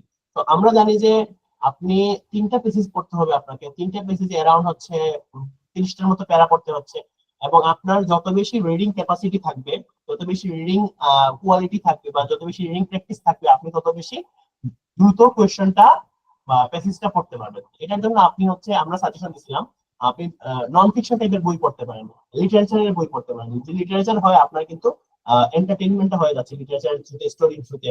আপনি যদি non fiction বই পড়েন সেক্ষেত্রে আপনার learning হয়। যেমন আমরা যদি নন ফিকশন একটা বইয়ের কথা বলি, সেটা হচ্ছে এই যে আমার সামনে একটা বই আছে যে how to influence and influence people, এটা ডেল কার্নেগির একটা বই, দ্য পাওয়ার অফ নাও, একার্ট টলে, এরকম অনেকগুলো বই আছে। আমরা চেষ্টা করব যে একটা লিস্ট দেওয়ার জন্য আপনাদেরকে, ধরেন 10টা বা 15টা বইয়ের লিস্ট, যেটা কিনা আপনি পড়তে পারেন, বা আমরা যদি পারি তাহলে আমাদের পিডিএফটাও শেয়ার করে দেওয়ার চেষ্টা করবো। কারণ হার্ড কপি বই কিনে পড়া অনেক ক্ষেত্রে অনেক সময় চ্যালেঞ্জিং হয়। আমরা এত বেশি ব্যস্ত যে আসলে আমরা আমাদের সোশ্যাল মিডিয়া ইউজ করার মতো বা ফেসবুক স্ক্রলিং করার মতো সময় আছে, কিন্তু পড়ালেখার জন্য সময় নেই আমাদের। হ্যাঁ, সো আমরা যত বেশি পড়তে পারি ততই ভালো, যতই পড়িবে ততই শিখিবে, তাই না? একটা কথা আছে, the more you read the more you learn. এবং পড়ার কোনো বিকল্প নেই। তো আপনি যদি ইংরেজির কোনো একটা বই পড়ার মাধ্যমে আপনার যদি এক্সট্রা নলেজও গেইন হয়ে যায়, সাথে সাথে আপনার রিডিং হ্যাবিটও মানে বেটার হয়, সেক্ষেত্রে কি ভালো না? এজন্য আমরা সাজেশন দেই যে এমন কোনো বই পড়তে, নেটওয়ার্কিং এর উপর বই, যেমন ধরেন ম্যানেজমেন্টের উপর বই, যেমন ধরেন টাইম ম্যানেজমেন্ট, কোনো একটা ফাইন্যান্সিয়াল ম্যানেজমেন্ট, এই টাইপের কোনো বই যদি পড়েন, তখন আপনার ফাইন্যান্স সম্বন্ধে নলেজ হয়ে গেল, সাথে সাথে আপনার নেটওয়ার্কিং সম্বন্ধে নলেজ হয়ে গেল, সাথে সাথে আপনার ইংলিশ রিডিং এর একটা প্র্যাকটিসও হয়ে গেল। এর সাথে এক ঢিলে দুই পাখি, hitting two birds in one stone. Okay, so read every question carefully. This will make it easier to find the answers, underline possible answer as you go. So আপনি সবগুলো কোয়েশ্চেন একটু কেয়ারফুলি পড়ার চেষ্টা করবেন। অনেক ক্ষেত্রে দেখা যায় যে আমরা কোয়েশ্চেন ঠিকমতো না পড়ার কারণে আমরা আনসারটা করতে পারি না।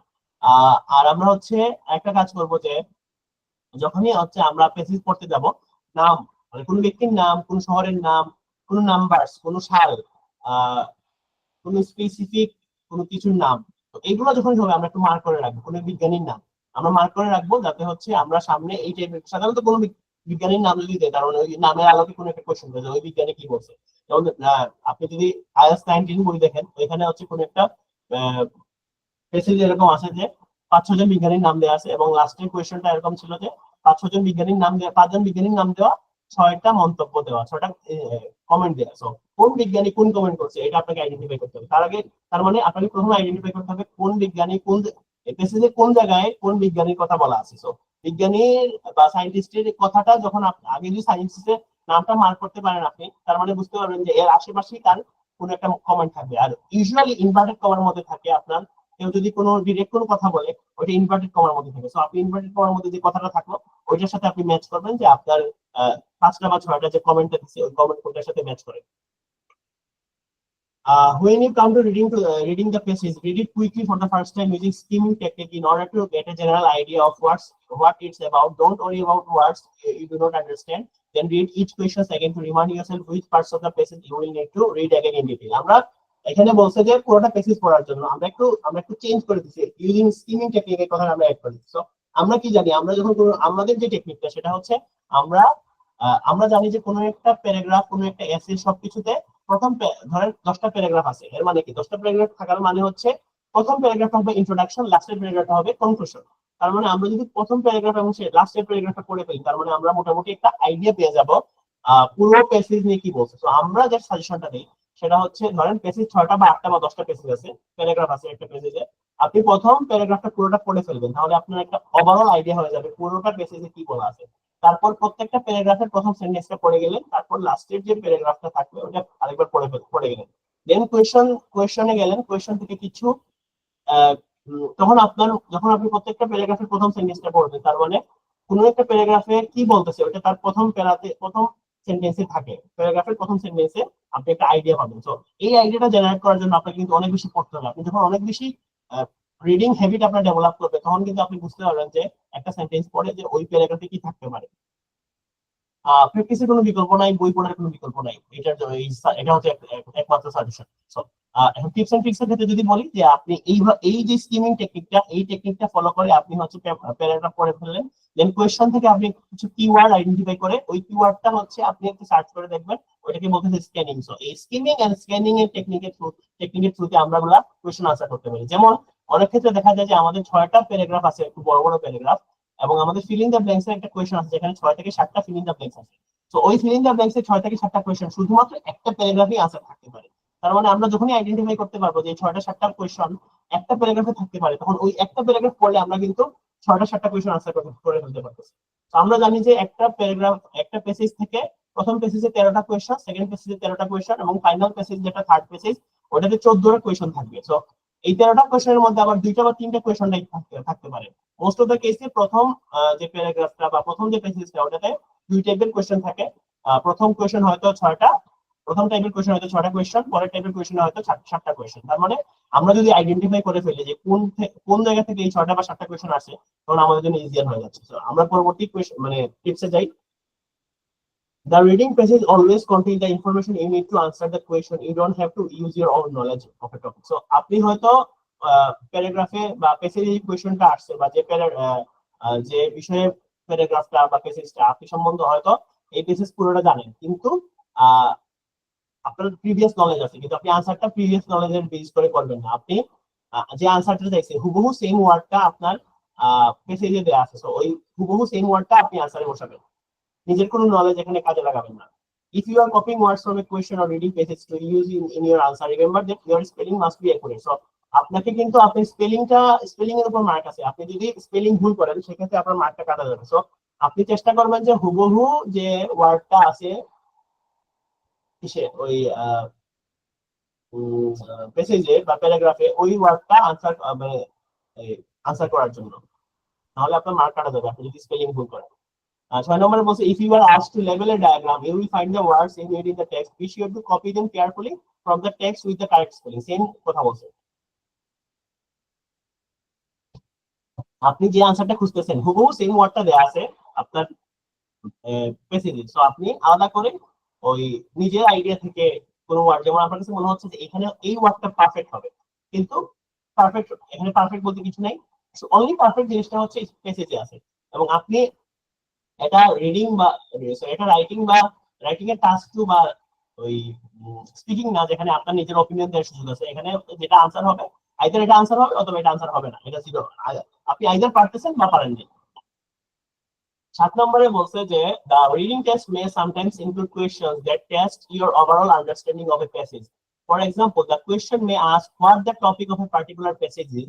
Try underlining keywords and ideas in each paragraph as you read to help you understand the key message of each passage. এখানে আছে হেডিং ম্যাচার, মানে আপনাকে হয়তো 6টা আপনি যে পেজে প্রত্যেক দেখবেন যে 3টা আপনাকে পেজেস দেয়া, হয়তো 3টা পেজের মধ্যে কোনো একটা পেজের পাশে A B C D E F G এরকম করে দেয়া আছে। তার মানে যখন এটা থাকবে আপনি বুঝতে হবে যে আপনাকে হয়তো কোনো একটা স্টেটমেন্ট দিবে, ওই স্টেটমেন্টটা কোন প্যারাগ্রাফে আছে ওইটা আপনাকে আনসার করতে হবে। তো ওই প্যারাগ্রাফের সামারিটা আপনাকে বুঝতে হবে, মানে ওই প্যারাগ্রাফটা আপনি কি ওভারঅল বুঝতে পারছেন কিনা।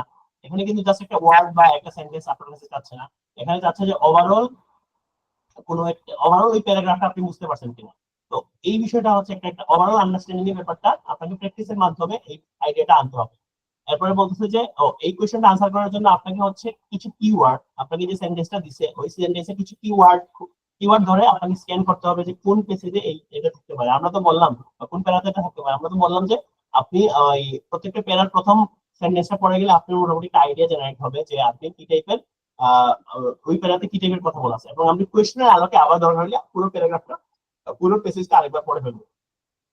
এবং কিভাবে আমরা ফার্স্ট পড়তে পারি, আমরা অনেক ক্ষেত্রে হয়তো প্রিপজিশন যেগুলো আছে, যেমন বাংলাদেশ ঢাকা ইজ দ্য রাজধানী, Dhaka is the capital of Bangladesh, sorry এই সেম এররটা আমি বলছিলাম। So Dhaka is the capital of Bangladesh যদি হয় সেক্ষেত্রে দেখেন যে ঢাকা ক্যাপিটাল বাংলাদেশ, এই তিনটা ওয়ার্ড যদি আপনি পড়েন তাহলে কিন্তু আপনি বুঝতেছেন ঢাকা ক্যাপিটাল বাংলাদেশ। কিন্তু ইজ দা, অফ, এই ওয়ার্ড গুলো আপনি জাস্ট অ্যাভয়েড করে যাবেন। সো মানে ফার্স্ট রিডিং এর ক্ষেত্রে বলতেছি, আপনি ফার্স্ট রিডিং এর ক্ষেত্রে আপনি প্রিপজিশন এই বিষয়গুলো না পড়লেও আপনি বুঝতে পারেন, মানে মেইন আইডিয়াটা যদি আপনি বুঝতে পারেন, এটাই হচ্ছে আপনার মেইন গোল, যে আপনার মেইন যে কনসেপ্টটা এই প্যারাগ্রাফে বা এই পেজে ওইটা বুঝতে হবে আপনাকে। 8 নম্বরে বলছে circle or underline keywords as you read. For example, if a reading page contains many places name, যেটা আমরা আগে বলছিলাম, or dates, circle them as you go along, মানে আন্ডারলাইন করতে বলছে বা সার্কেল করতে বলছে। আপনি যদি কম্পিউটার বেস পরীক্ষা দেন, আপনি ইয়েলো কালারের হাইলাইটার আছে, আপনি চাই নোটও করতে পারেন, কোন একটা ওয়ার্ড সিলেক্ট করে আর যদি নোট করেন তাহলে আপনার আলাদা একটা সেকশন আছে, আলাদা একটা মানে প্রম্পট থাকবে বা পপ আউট থাকবে, যেখানে আপনি ক্লিক করলে ওই ওয়ার্ডের ব্যাপারে কি নোট করছেন আপনি ওই নোটটা আপনি দেখতে পারবেন। মানে আমরা অনেক ক্ষেত্রে বলি না, অনেক ক্ষেত্রে হচ্ছে আমরা পেন্সিল দিয়ে লিখি বা কলম দিয়ে লিখি আমাদের পেজের এখানে যে এটা হইতে পারে, তো আমরা এটা কম্পিউটার টেস্টেও আছে এবং হাইলাইটারের অপশন আছে, আপনি হাইলাইট করতে পারবেন, ইয়েলো কালারের হাইলাইটার আছে কিসে, কম্পিউটার বেজে। আর আপনি তো কলম বা পেন্সিল দিয়ে পেপার বেজে দাগ দিতে পারবেন কোয়েশ্চনে। So circle them as you go along if the places contains many places name or dates. Victim নাম, this will make it easier to find these details later if they come up in any type of any of the questions. কোনো আমরা জানি যে কোনো একটা কোয়েশ্চনে বা কোনো একটা প্যাসেজে যদি অনেক দেশের নাম থাকে বা অনেক সাল থাকে, তো সালের এই ইয়ারের এগেইনস্টে কোনো কোয়েশ্চন থাকতে পারে। So if there are questions you cannot answer, leave them and move on the next question. This will help you to stay calm and positive. Go back to those questions at that if you have time. So আমরা এটা আগে বলে রাখছি যে যেটা পারবেন না ওটা স্কিপ করে যাবেন, আপনি লাস্টে সময় পাইলে আমরা আবার এখানে আসবো। আমরা বলে রাখি যে আমরা চেষ্টা করবো যে 50 থেকে 55 মিনিটের মধ্যে পুরো 40টা কোয়েশ্চেন শেষ করার জন্য। তাইলে আমাদের হাতে সময় থাকবে রিভিশন দেওয়ার জন্য বা রিভাইজ করার জন্য, কোনো ইস্যু অ্যারাইজ করছে কিনা দেখার জন্য। আমাদের হয়তো 2-4টা কোয়েশ্চেন মিস হয়ে যেতে পারে, এই কোয়েশ্চেনগুলোতে আবার আমরা ব্যাক করার একটা অপশন আমরা রাখতে চাই, তাই না? Make sure you write down your answers for the reading test on the reading answer sheet paper বেসে বলছে, not the question paper. Listening এর ক্ষেত্রে কিন্তু আপনাকে অডিও শোনার পরে আরো 10 মিনিট সময় দিবে, কিন্তু রিডিং এর ক্ষেত্রে আপনাকে এক্সট্রা কোনো সময় দিবে না। সো আপনি পেপার বেস এক্সামে আপনি যখন একটা প্যারাগ্রাফে বা পেজে একটা কোয়েশ্চেন মার্ক করে রাখলেন বা আনসারটার সাথে সাথে আপনি আনসার শিটে লিখে দেবেন। There will be no extra time to transfer your answer after the reading test. So এটা গেল আমাদের রিডিংটা। তো আমরা হচ্ছে লিসেনিং ও রিডিংটা দেখলাম, আমরা হচ্ছে ঝটপট রাইটিং এন্ড স্পিকিংটা দেখে যাব। এবং গতকালকে আমরা রাইটিং এর ক্লাস লিসেনিং রিডিং রাইটিং গতকালকে আমরা স্পিকিং এর ক্লাস নিয়েছিলাম। সো আশা করি আপনাদের হয়তো যারা আমাদের সেশনে ছিলেন, আমরা হয়তো স্পিকিং নিয়ে আপনাদের মাথায় অনেক ইনফরমেশন আছে, স্টিল আমরা স্পিকিং এর কথা বলবো। রাইটিং এর ক্ষেত্রে তারা অনেকগুলো সাজেশন দিচ্ছে আমাদের, কিন্তু রাইটিং এর ক্ষেত্রে 13টার মতো সাজেশন দিচ্ছে। তো আমরা একটু দেখে নিই রাইটিংটা, আমরা একটু এক্সটেন্সিভ ওয়েতে দেখি যে দুইটা পার্ট, টাস্ক 1 টাস্ক 2। টাস্ক 1 এ বলছে you are presented with a graph, table, chart or diagram and you are asked to summarize and report the information in your own words. You may be asked to select and compare data, describe the stages of a process, describe an object or something, how something works. Task 1 এর ক্ষেত্রে 7টা question type থাকে, 7 ধরনের question আসতে পারে। Graph, chart, diagram, দুই টাইপের হচ্ছে graph, তারপর হচ্ছে বার চার্ট, এরকম লাইন গ্রাফ এরকম থাকতে পারে। টাস্ক 2 এর ক্ষেত্রে you are asked to write an essay in response to a point of view, argument or problem. Task 2 contributes twice as much as task 1 to the writing score. আমরা একটা equation বলছিলাম x + 2y / 3। Task 1 এ আপনি যে score পাবেন ওটাকে 1 দিয়ে গুণ করা হবে, টাস্ক 2 তে আপনি যে স্কোর পাবেন ওটাকে 2 দিয়ে গুণ করে এই টাস্ক 1 এবং টাস্ক 2 এর স্কোরগুলো মানে এডিশন করে 3 দ্বারা ডিভাইড করা হবে। আমরা এই যে ইকুয়েশনটা আমরা কিন্তু স্লাইডে বলে রাখছি, এটা হয়তো অনেকের কাছে একটু নতুন হইতে পারে। সো আমাদের স্লাইডে কিন্তু দেয়া আছে রাইটিং এ, আপনি হোয়াটসঅ্যাপ গ্রুপে এটা দেখতে পারেন বা আমাদের ফেসবুক গ্রুপে আমরা আপলোড করে দিব। হোয়াটসঅ্যাপ গ্রুপে একটা সমস্যা হচ্ছে যে আপনি নতুন করে কোনো গ্রুপে জয়েন করলে প্রিভিয়াস কোনো ইনফরমেশন আপনি পাচ্ছেন না। সো আমরা চেষ্টা করব যে আমাদের হোয়াটসঅ্যাপ ফেসবুক যে গ্রুপ থাকবে, আমাদের আজ একটা ফেসবুক গ্রুপ আছে জ্ঞান করে, ওই গ্রুপে আপনি যদি জয়েন করেন সেখানে আমরা আপলোড করে দিলে আপনি কন্টিনিউয়াস যে কোনো সময় অ্যাক্সেস করতে পারবেন। অথবা আমরা হচ্ছে সবগুলো রেকর্ডিং আর সবগুলা স্লাইড আমরা ড্রাইভে আপলোড করে আপনাদের সাথে শেয়ার করে দিতে পারি। আমরা চিন্তা করবো আমাদের টিম এটা দেখবে। So the issues raised are of general interest to suitable for and easily understood by the test takers entering undergraduate or postgraduate studies or seeking professional registration. Okay, so টপিকগুলো আপনি মানে বুঝার মতো টপিক দেওয়া হবে আপনাকে, আপনি এট লিস্ট বুঝতে পারবেন। Responses to task 1 and task 2 should be written in academic, semi-formal or neutral style. So আপনি academic ওয়েতে লিখতে পারেন, semi-formal স্টাইলে লিখতে পারেন, তবে টাস্ক 1 এর ক্ষেত্রে 150 ওয়ার্ড ন্যূনতম, টাস্ক 2 এর ক্ষেত্রে 250 ওয়ার্ড ন্যূনতম। সো আমরা টিপস এন্ড ট্রিক্সে চলে যাই। টিপস এন্ড ট্রিক্সে বলছে in your writing test there are no right or wrong answer or opinions. The examiners are assessing how well you can use your English to report information and express ideas. আমরা গত ক্লাসে যে উদাহরণ দিয়েছিলাম সেটা আরেকবার বলি, যে আপনি সুপারমার্কেটে গেলে আপনি অনেক বিদেশি খাবার কিনতে পারেন, এটা কি পজিটিভ ডেভেলপমেন্ট না নেগেটিভ ডেভেলপমেন্ট? সো এখন এই কোশ্চেনের আনসার অ্যাবসলিউট কোনো আনসার নেই। এটা পজিটিভ ডেভেলপমেন্ট যদি আপনি বলেন এবং আপনি যদি ব্যাখ্যা করতে পারেন যে কেন পজিটিভ ডেভেলপমেন্ট, আর আপনি যদি নেগেটিভ ডেভেলপমেন্ট বলেন এবং ব্যাখ্যা করতে পারেন কেন নেগেটিভ ডেভেলপমেন্ট, স্টিল মার্কিং ঠিক আছে, মানে there is no right or wrong answer। কিন্তু এটা টাস্ক 2 এর ক্ষেত্রে, বা টাস্ক 1 এর ক্ষেত্রে কিন্তু আপনি নিজের কোনো অপিনিয়ন দিবেন না। টাস্ক 1 এ আপনাকে যে গ্রাফ এন্ড চার্ট দিবে ওইটা ব্যাখ্যা করবেন, ওইটা কি ফিচারগুলো ব্যাখ্যা করবেন এবং কম্পেয়ার করবেন। সো টাস্ক 2 নম্বরে বলছে analyze the questions carefully to make sure your answer address all the points covered by the question। এখানে বলছে যে ধরেন টাস্ক 1 এ আপনাকে বলছে যে ওকে, টাস্ক 1 এ ধরেন বলে রাখলো যে summarize and report the information in your own words, select and compare data। ধরেন আপনাকে বললো সিলেক্ট এন্ড কম্পেয়ার ডেটা, এখন আপনি শুধু ডেসক্রাইব করে গেলেন কিন্তু ডেটা কম্পারিজন করলেন না, সেক্ষেত্রে কিন্তু আপনার টাস্ক কমপ্লিশনে যে মার্ক আছে ওইখান থেকে মার্কস কাটা যাবে। কারণ আপনাকে বলে রাখছে, আপনাকে যে কোয়েশ্চেন বলছে, যেমন ধরেন টাস্ক 2 তে বলছে যে ডিসকাস বোথ পার্টস, দুইটা কথা বলছে, দুইটা স্টেটমেন্ট দিছে, যে বলছে যে ডিসকাস বোথ পার্টস। এখন বোথ পার্টস মানে আপনাকে দুইটা কথাই বলতে হবে। এখন আপনি শুধু একটা কথা বলে ওই অপিনিয়নের উপর বেস করে যদি আনসার করেন তাহলে কিন্তু আপনার মার্ক কাটা যাবে, টাস্ক কমপ্লিশন হইল না। টাস্ক কমপ্লিশন হচ্ছে প্রথম কাজ, চারটা ক্রাইটেরিয়াতে এখানে মার্কিং হয়। প্রথমটা হচ্ছে টাস্ক কমপ্লিশন, সেকেন্ডটা হচ্ছে আপনার টাস্ক অ্যাচিভমেন্ট, আপনাকে যে কথা যে কোশ্চেনটা করছে ওটা আপনি ঠিকমতো আনসার করতে পারছেন কিনা, বা আপনাকে যেটা বলছে ওটা আপনি ঠিকমতো ফুলফিল করতে পারছেন কিনা।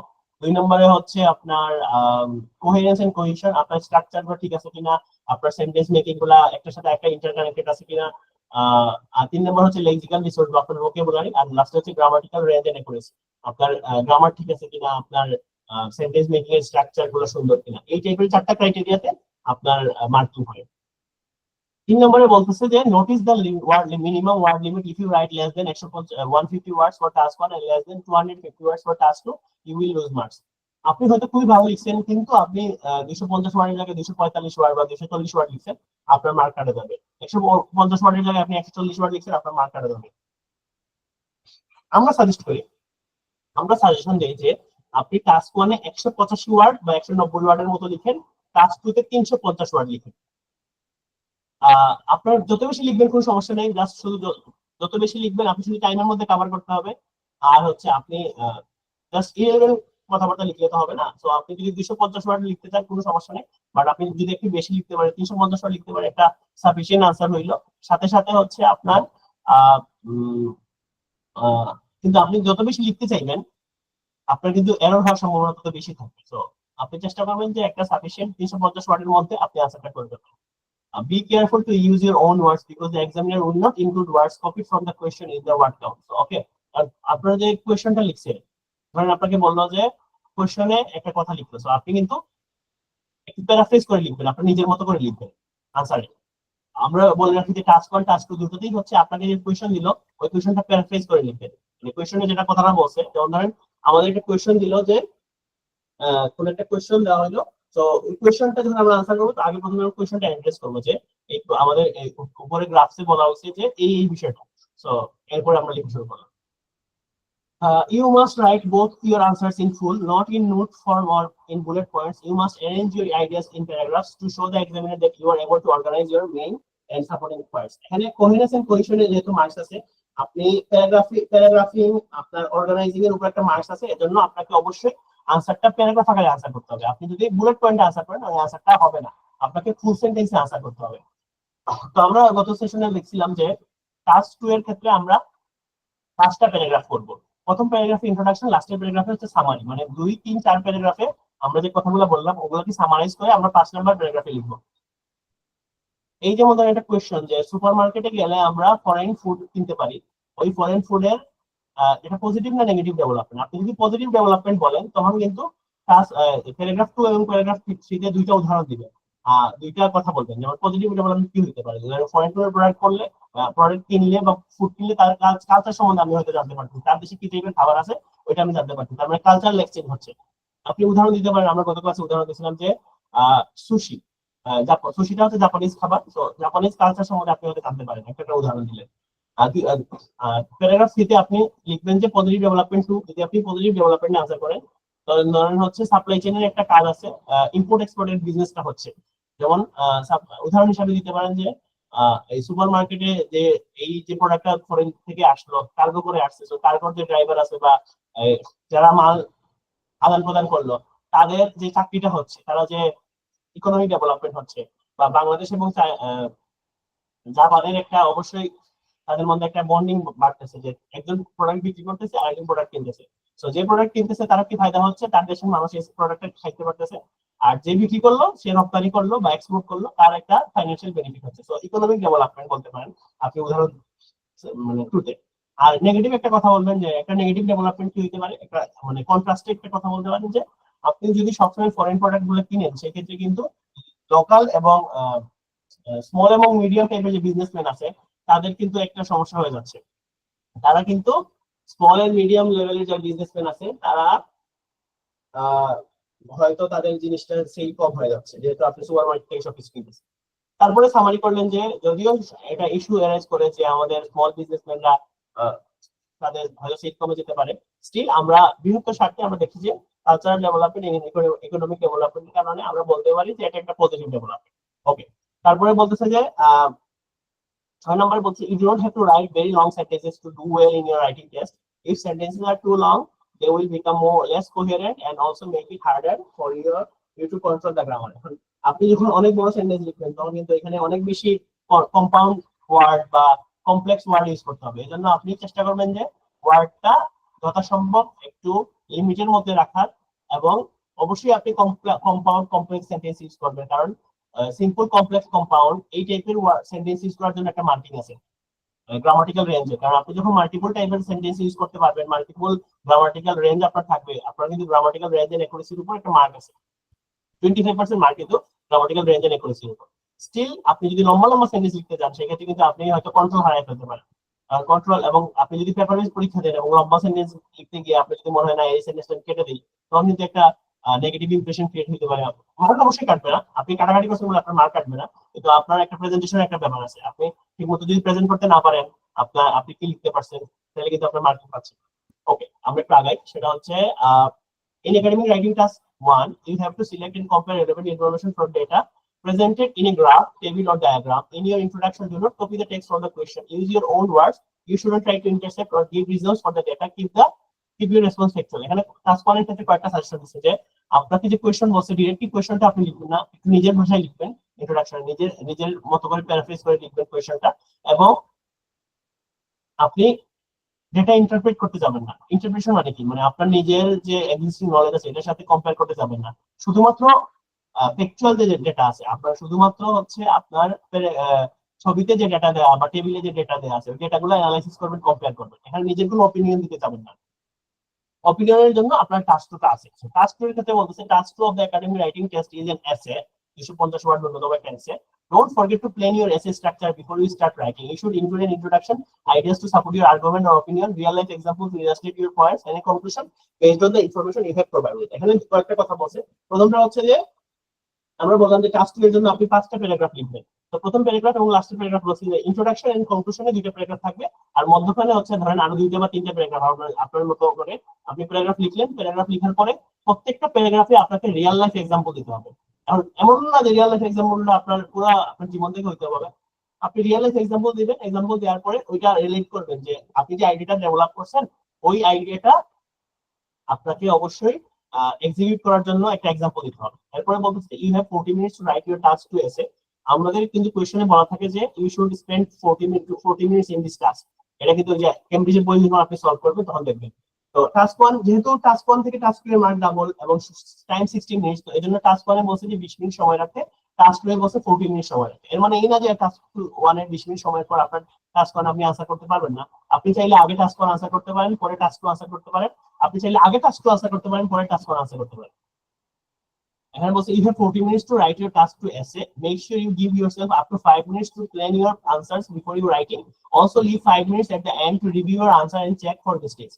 আমরা আমরা একটু অ্যাডভান্স, আমরা আরেকটু আগে বলছিলাম যে আমরা বলছিলাম যে টাস্ক করার জন্য 5 থেকে 7 মিনিট, টাস্ক 2 এর জন্য 8 থেকে 10 মিনিট আপনি সময় নিতে পারেন লেখার জন্য। কারণ আপনি একটা কথা আছে, এই ওয়েল প্ল্যান হাফ প্ল্যান। আপনি যদি একটা ভালো প্ল্যান করতে পারেন, আপনি যদি লেখা শুরুর আগেই প্ল্যান করে রাখেন যে আমি যখন লেখা শুরু করবো আমি আর থামবো না, কারণ আমি অলরেডি 5 থেকে 7 মিনিট 10 মিনিট সময় নিয়ে নিচ্ছি, আমি কি কি কি কি জিনিস লিখবো। ঠিক আছে, আমরা আগে থেকেই প্ল্যান করে রাখবো। আমরা হুট করে লিখতে বসবো না। আমরা we will not jump to the conclusion. আমরা ডিরেক্টলি আমরা যখন কোয়েশ্চেনটা পাবো আমরা প্রথম প্ল্যান করবো যে কি লিখবো, ইন্ট্রোডাকশনে কি লিখতে পারি, আমি কি এটা পজিটিভলি আনসার দিব না নেগেটিভলি আনসার দিব, আর পজিটিভ আনসার দিয়ে আমি কি কি কথা বলবো, কি কি উদাহরণ দিব, কি টাইপের সেন্টেন্স ইউজ করবো, নেগেটিভ হইলে আমি কি উদাহরণ মানে নেগেটিভ কি বলবো। তো এই বিষয়গুলো আগে থেকে আপনি প্ল্যান করে রাখবেন, এবং যখনই আপনি প্ল্যান করে রাখতেছেন তখন কিন্তু আপনার জন্য ইজিয়ার হয়ে যাচ্ছে আপনি যখন লিখতে বসবেন। এখন লেখার সময় যদি আপনি লিখতে গিয়ে যদি প্ল্যান করেন তখন কিন্তু কাটাকাটি হবে, আপনি প্যানিক করবেন। এবং আমরা কখনো চাই না যে আপনি প্যানিক করেন, কারণ আমরা চাই যে আপনি প্ল্যান মাফিক ওয়েতে আগান, এবং আপনি লাস্টেও বলছে যে আপনি একটু 5 মিনিট সময় রাখেন আপনি যেটা লিখছেন ওটা যাতে রিভিউ করতে পারেন। কারণ অনেক সময় দেখা যায় আমরা লিখতে গিয়ে হয়তো এ ই আই এ তারপরে হচ্ছে কোন একটা অ্যালফাবেট ছেড়ে দিতে পারি কোন একটা ওয়ার্ডের, বা কোন একটা ওয়ার্ড হয়তো আমরা রংলি স্পেলিং করতে পারি। ওই স্পেলিং গুলো আপনার স্পেলিং এরর থাকা মানে আপনার একটা 0.5 করে কাটা। একটা এরর হলে সমস্যা নেই, 3-4টা এরর হলে আপনার মার্ক কাটা যাবে। So memorizing a model answer for the writing test won't help you. The examiner will see that your answer does not match the topic of your essay. তো হয়তো আপনার একটা এসে আসছে, এখন আপনি যে গরু রচনার মতো লিখে দিলেন, আপনার মুখস্থ কোনো এক্সিস্টিং নলেজ থেকে জাস্ট মুখস্থ বসায় দিলেন, তখন কিন্তু তারা বুঝতে পারবে যে কোনটা মুখস্থ আর কোনটা মুখস্থ না। এবং রাইটিং এ একটা ক্রাইটেরিয়া মার্কস আছে যে একটা একটা আমরা তো জানি যে একটা ক্রাইটেরিয়া 22টা সাব ক্রাইটেরিয়া আছে মার্কিং এর জন্য রাইটিং। সো এই 22টা সাব ক্রাইটেরিয়ার একটা ক্রাইটেরিয়া হচ্ছে এই আনসারটা কি মুখস্থ হয়েছে কিনা। এখন যে কিনা এক্সামিনার, আমরা কিন্তু এই যে টিপস গুলো দেখতেছি এটা কিন্তু এক্সামিনার পার্সপেক্টিভে টিপস। সো যে এক্সামিনার সে কিন্তু বুঝতে পারবে যে তার অনেক বেশি এক্সপেরিয়েন্স, ডেফিনেটলি তার এক্সপেরিয়েন্স আছে বলে সে এক্সামিনার হতে পারছে আইএলটিএস এর মতো একটা এক্সামে। সে কিন্তু বুঝতে পারবে যে আপনি এটা মুখস্থ করে লিখছেন নাকি আপনি নিজে থেকে অপিনিয়ন দিয়ে আপনি যে নিজের থেকে ইন্টারপ্রেট করে টাস্ক করে লিখছেন। টাস্ক মানে তো মুখস্থ করার সুযোগ নেই, কারণ আপনি যে আপনাকে ছবি দিচ্ছে বা যে ইমেজ দিচ্ছে এটাও এনালাইসিস করতে হবে। সো আপনি অবশ্যই কোনো মডেল আনসার মুখস্থ করতে যাবেন না, আপনি প্র্যাকটিস করতে থাকবেন। প্র্যাকটিস করলে অটোমেটিকলি আপনার ব্রেন খুলে যাবে কি টাইপের আনসার আপনি লিখতে হবে এক্সাম হলে। So take care to spell words correctly. Standard American, Australian, British spelling are acceptable in IELTS.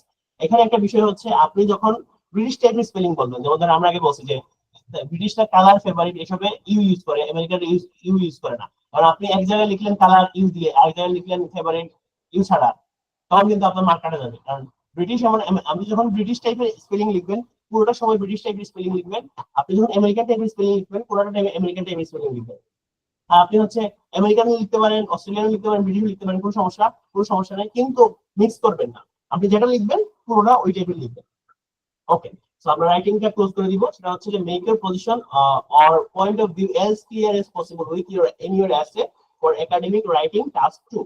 Your last paragraph should be a conclusion that is consistent with the argument you have included in your essay. এই কথা আগে বলছে যে আপনি যে point of ভিউটা দিচ্ছেন এটাকে অবশ্যই ক্লিয়ারলি বলতে হবে, এবং ক্লিয়ারলি বলার বেস্ট ওয়ে হচ্ছে আপনাকে একটা রিয়েল লাইফ এক্সাম্পল দিতে হবে। এই যেমন ধরেন সুপার মার্কেটের উদাহরণের ক্ষেত্রে আমরা বলছিলাম যে বাংলাদেশ এবং জাপানের মধ্যে একটা হচ্ছে ইম্পোর্ট এন্ড এক্সপোর্ট একটা যে পার্টনারশিপ, এবং সাপ্লাই চেইনে যাদের মানুষজনের কাজের সুযোগ, এই যে ইকোনমিক একটা ডেভেলপমেন্ট আমরা বললাম, আমরা যদি শুধু ইকোনমিক ডেভেলপমেন্ট বলি তখন কিন্তু হচ্ছে না, আমাদের কিন্তু একটা এক্সাম্পল দিতে হবে। এবং আমরা পজিটিভ ডেভেলপমেন্ট যেহেতু বলছি, তো লাস্টের যে কনক্লুশন পার্ট আছে, কনক্লুশন পার্টে আমাদের প্যারাগ্রাফে আমাদের আগের প্যারাগ্রাফগুলোতে আমরা যে কথাগুলো বলছি ওই কথাগুলোকে আমরা সামারাইজ করে বলবো যে কনক্লুড করবো। ইন্ট্রোডাকশনে আমরা বলবো যে আমরা পজিটিভ ডেভেলপমেন্ট বলতেছি, কনক্লুশনে বলবো যে আমরা কেন পজিটিভ ডেভেলপমেন্ট বলছি, এবং মানে কেন বলছি কারণ হচ্ছে আমাদের আগের 2-3টে প্যারাগ্রাফে আমরা এটা ব্যাখ্যা দিছি, জাস্ট এটা সামারাইজ করবো আমরা লাস্টের প্যারাগ্রাফে। 13 নম্বরে বলতে many candidates confuse singular and plural nouns. For example, the plural form for many nouns include as, students, journals, articles, issues. Pay attention to this when writing. এই যে আমাদের সাবজেক্ট ভার্ব এগ্রিমেন্ট নিয়ে issue হয়, আমরা অনেক ক্ষেত্রে students লেখার পরে এস হয়তো দিই না, অ্যাপোস্ট্রফি নিয়ে ইস্যু হয়। স্টুডেন্ট অ্যাপোস্ট্রফি এস মানে ছাত্রের, মানে কোন একজন সিঙ্গেল ছাত্রের কথা বলতেছে, আর স্টুডেন্টস অ্যাপোস্ট্রফি মানে হচ্ছে ছাত্রদের। এই বিষয়গুলোকে আমাদের দেখতে হবে। এই যে সার্কেল যে বিষয়গুলো যেটা আমরা মিস করে যাই, এই বিষয়গুলো আমাদের নজর রাখতে হবে, কারণ আপনার লেখা মানে রাইটিং এর একটা ফর্মাল জিনিস। তো রাইটিং এর ক্ষেত্রে আপনাকে যত বেশি ফর্মাল হওয়া যায়, যত বেশি এরর ফ্রি হওয়া যায় তত ভালো। স্পিকিং এর ক্ষেত্রে আমি আইএলটিএস স্পিকিং এর কথা বলতেছি না, আপনি যখন কোনো ব্যক্তির সাথে কথা বলতেছেন আপনি যদি ইউ ইজ বলেন আর সে যদি বুঝে যায় তাও সমস্যা নেই, কারণ আমরা ল্যাঙ্গুয়েজের ডেফিনেশন কি জানি যে মনের ভাব প্রকাশ করাকে ল্যাঙ্গুয়েজ বলতেছে। কিন্তু আইএলটিএস স্পিকিং আবার ইউ ইজ বলতে যায় না, আপনার আইএলটিএস স্পিকিং ও হচ্ছে তার স্পিকিং এর ঠিক মতো যেটা আছে ওইটা বলার চেষ্টা করবেন অবশ্যই। তো আমরা হচ্ছে এখন যাবো স্পিকিং এ। ওকে, আমরা তিনটা বিষয় কভার করলাম, লিসেনিং, রিডিং এন্ড রাইটিং। এখন আমরা আসবো স্পিকিং। স্পিকিং আমরা জানি তিনটা পার্ট, যেটা আমরা লাস্ট ক্লাসে বলছি, এবং আপনার স্পিকিং টেস্টটা রেকর্ড করা হবে। আপনি যদি জুম সেশনে থাকেন তখন কিন্তু আপনি যদি কম্পিউটার বেস পরীক্ষা দেন জুমে রেকর্ডিং হবে, আর আপনি যদি পেপার বেস পরীক্ষা দেন তখন কিন্তু একটা ক্যামেরা দিয়ে আপনার রেকর্ড করা হবে। সো পার্ট 1 এ বলছে যে ইন্ট্রোডাকশন ইন্টারভিউ। এক্সামিনার প্রথমে তার নিজের ইন্ট্রোডাকশন দিবে, তার নাম বলবে এবং তার আইএলটিএস এর যে এক্সামিনার একটা আইডেন্টিটি নাম্বার থাকবে, ওই নাম্বারটা সে বলবে। তারপর প্রত্যেকটা সেকশনের শুরুতে শেষে বলবে this is the end of part 1, this is the start of second part 2, এটা কথা বলবে। আর সে আপনার নাম জিজ্ঞেস, আপনার ইন্ট্রোডাকশন জানতে চাইবে, আপনার নাম জিজ্ঞেস করবে এবং আপনার পাসপোর্টটা চেক করবে। আপনি যদি পেপার বেস পরীক্ষা দেন আপনার পাসপোর্টটা তার হাতে দিবেন, মানে আপনি পেপার বেস হলে ফিজিক্যালি মানে পরীক্ষা হবে। আর আপনি যদি কম্পিউটার বেস পরীক্ষা দেন সেক্ষেত্রে আপনার জুমে আপনার স্ক্রিন টেস্টটা হবে, এবং আপনি যখন যে রুমে বসে জুমের পরীক্ষা মানে স্ক্রিন টেস্ট দিবেন ওই রুমে বসার আগে আপনার পাসপোর্টটা চেক করে নেবে বাইরে মানুষজন যারা ইনভিজিলেবল যারা থাকে। So the examiner ask you general questions on familiar topics, family, work, studies and interest. গতকালকে সেশনে আমরা দেখছি যে প্রায় 20-25টা কোয়েশ্চেন আমরা দেখছি যে টাস্ক 1 বা পার্ট 1 কি টাইপের কোয়েশ্চেন আসতে পারে, এবং সবগুলো কোয়েশ্চেন আমরা আনসার করার চেষ্টা করছি।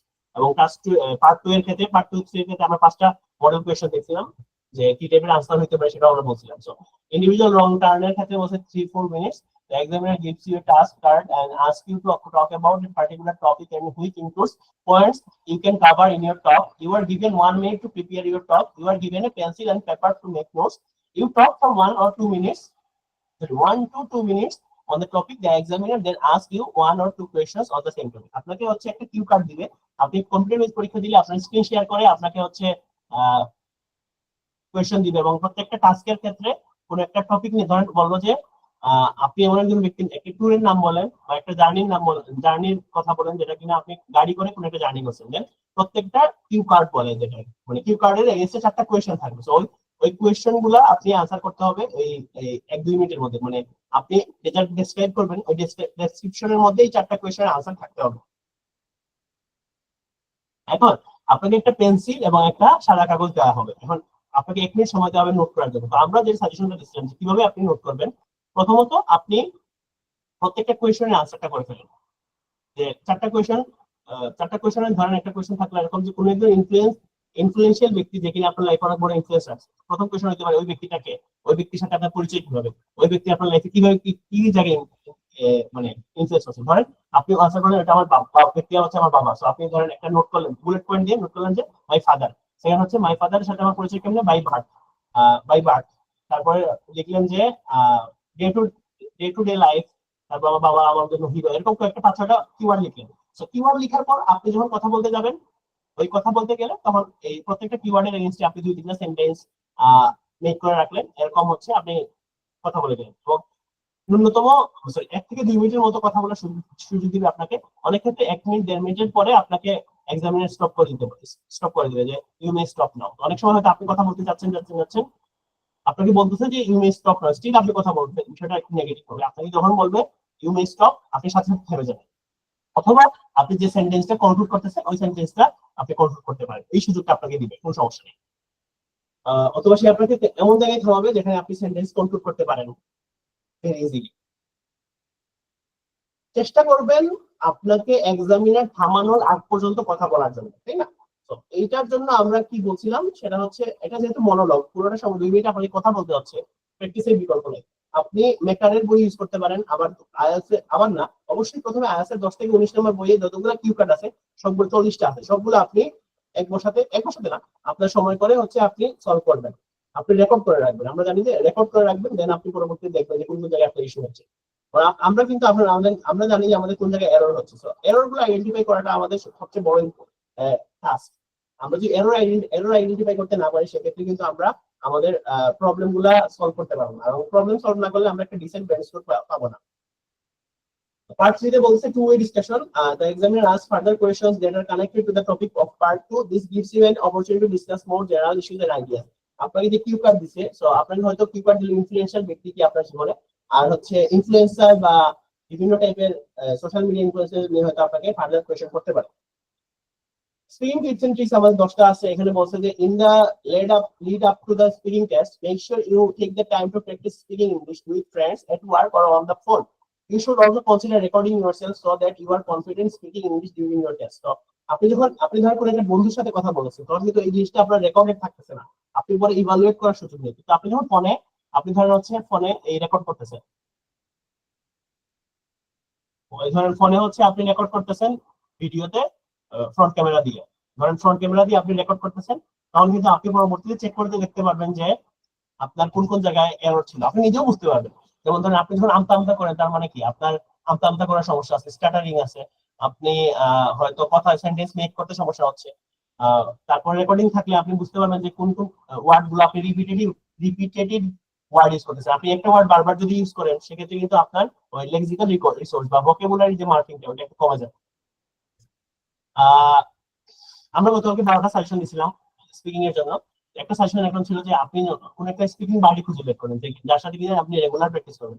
এটা আপনার ফ্যামিলি মেম্বার হতে পারে, আপনার ফ্রেন্ডস হতে পারে, বা ওয়ার্কের কোনো কলিগ হতে পারে, যার সাথে আপনি কন্টিনিউয়াস স্পিকিং টেস্ট করেন। বা চ্যাটজিপিটি কেও আপনি আপনার স্পিকিং বাডি বানাতে পারেন। চ্যাটজিপিটি কে আপনি যদি অডিও অন করে বলেন যে I would like to speak with you as I am sitting for IELTS exam, সে বলবে যে কি টাইপের কথা বলতে চাও। যদি বলেন যে give me cue card topic so that I can answer and evaluate my speaking in the criteria of with the criteria of IELTS speaking test. তখন সে কিন্তু আপনাকে ডিসেন্ট একটা কথা বলবে, মানে আপনাকে বেঞ্চ গুলো দিয়ে দিবে যে কত বেঞ্চ গুলো আপনি পাইলেন, বা সে একটা গেস করে দিবে আর কি। So there are no right or wrong answer in this speaking test. The examiner will assess you on how well you can express your ideas and opinions in good English. So আপনি যদি বলেন where are you from, এখন আপনি জানেন আপনার বাসা হচ্ছে চিটাগাং, আপনি যদি বলেন যে I am from Bogura, still সে কিন্তু যাচাই করতে যাবে না যে আপনি কি বগুড়া থেকে আসছেন কিনা। So there is no right or wrong answer, আপনি কিভাবে আনসার করতেছেন, কি টাইপের ওয়ার্ড ইউজ করতেছেন, এটাই হচ্ছে আনসার। কিন্তু আপনাকে বললো যে আবার ইররিলেভেন্ট আনসার করলে হবে না। যেমন হোয়াট ইজ ইওর নেম, আপনি বলেন মাই গ্র্যান্ডফাদার্স নেম ইজ অমুক, এই ইররিলেভেন্ট আনসার করলে হবে না, আপনি রিলেভেন্ট আনসার করবেন, but there will be no right or wrong answer. This will it will help you to feel relaxed. If you imagine you are talking to a friend, remember that you are not being assessed on your opinions rather on your use of English. এখন ধরেন আপনার কি হলো, ধরেন আপনাকে যে answer করবে, আপনি যে আনসার করবেন, আপনার আনসার কি আনসার করছেন এটার উপর বেস করে আপনাকে ইভালুয়েট করা হবে না, আপনি ইংলিশ কিভাবে ইউজ করতেছেন এটার উপর বেস করে আনসার করা হবে।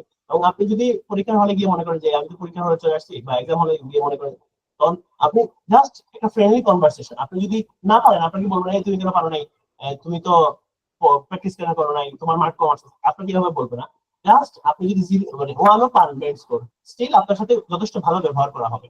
এবং আপনি জাস্ট একটা ফ্রেন্ডলি এনভায়রনমেন্ট, জাস্ট কনভারসেশন, দুজন ব্যক্তির কনভারসেশন, যে সে হয়তো আপনাকে কিছু কোয়েশ্চেন করবে, আপনি আনসার দিবেন এবং সে আপনার ব্যাপারে জানতে চাইবে। ধরেন এটা এভাবে মনে করতে পারেন যে আপনি কোনো ফ্রেন্ডের সাথে কথা বলছেন, তখন একটু রিল্যাক্স লাগবে।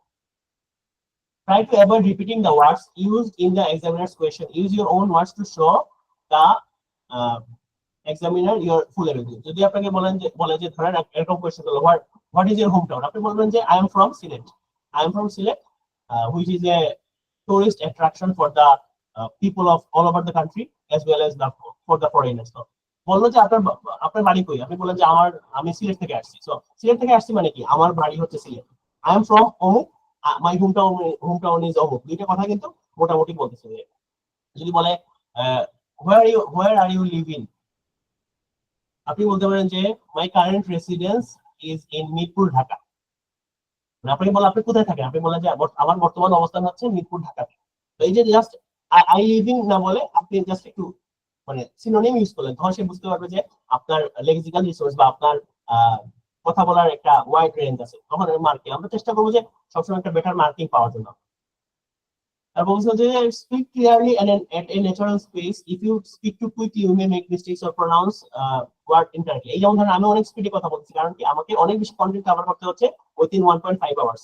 বাট আপনারা চেষ্টা করবেন যে আপনি রেগুলার এই যেমন ধরেন আমি যখন কথা বলছি যে try to speak clearly at a natural pace.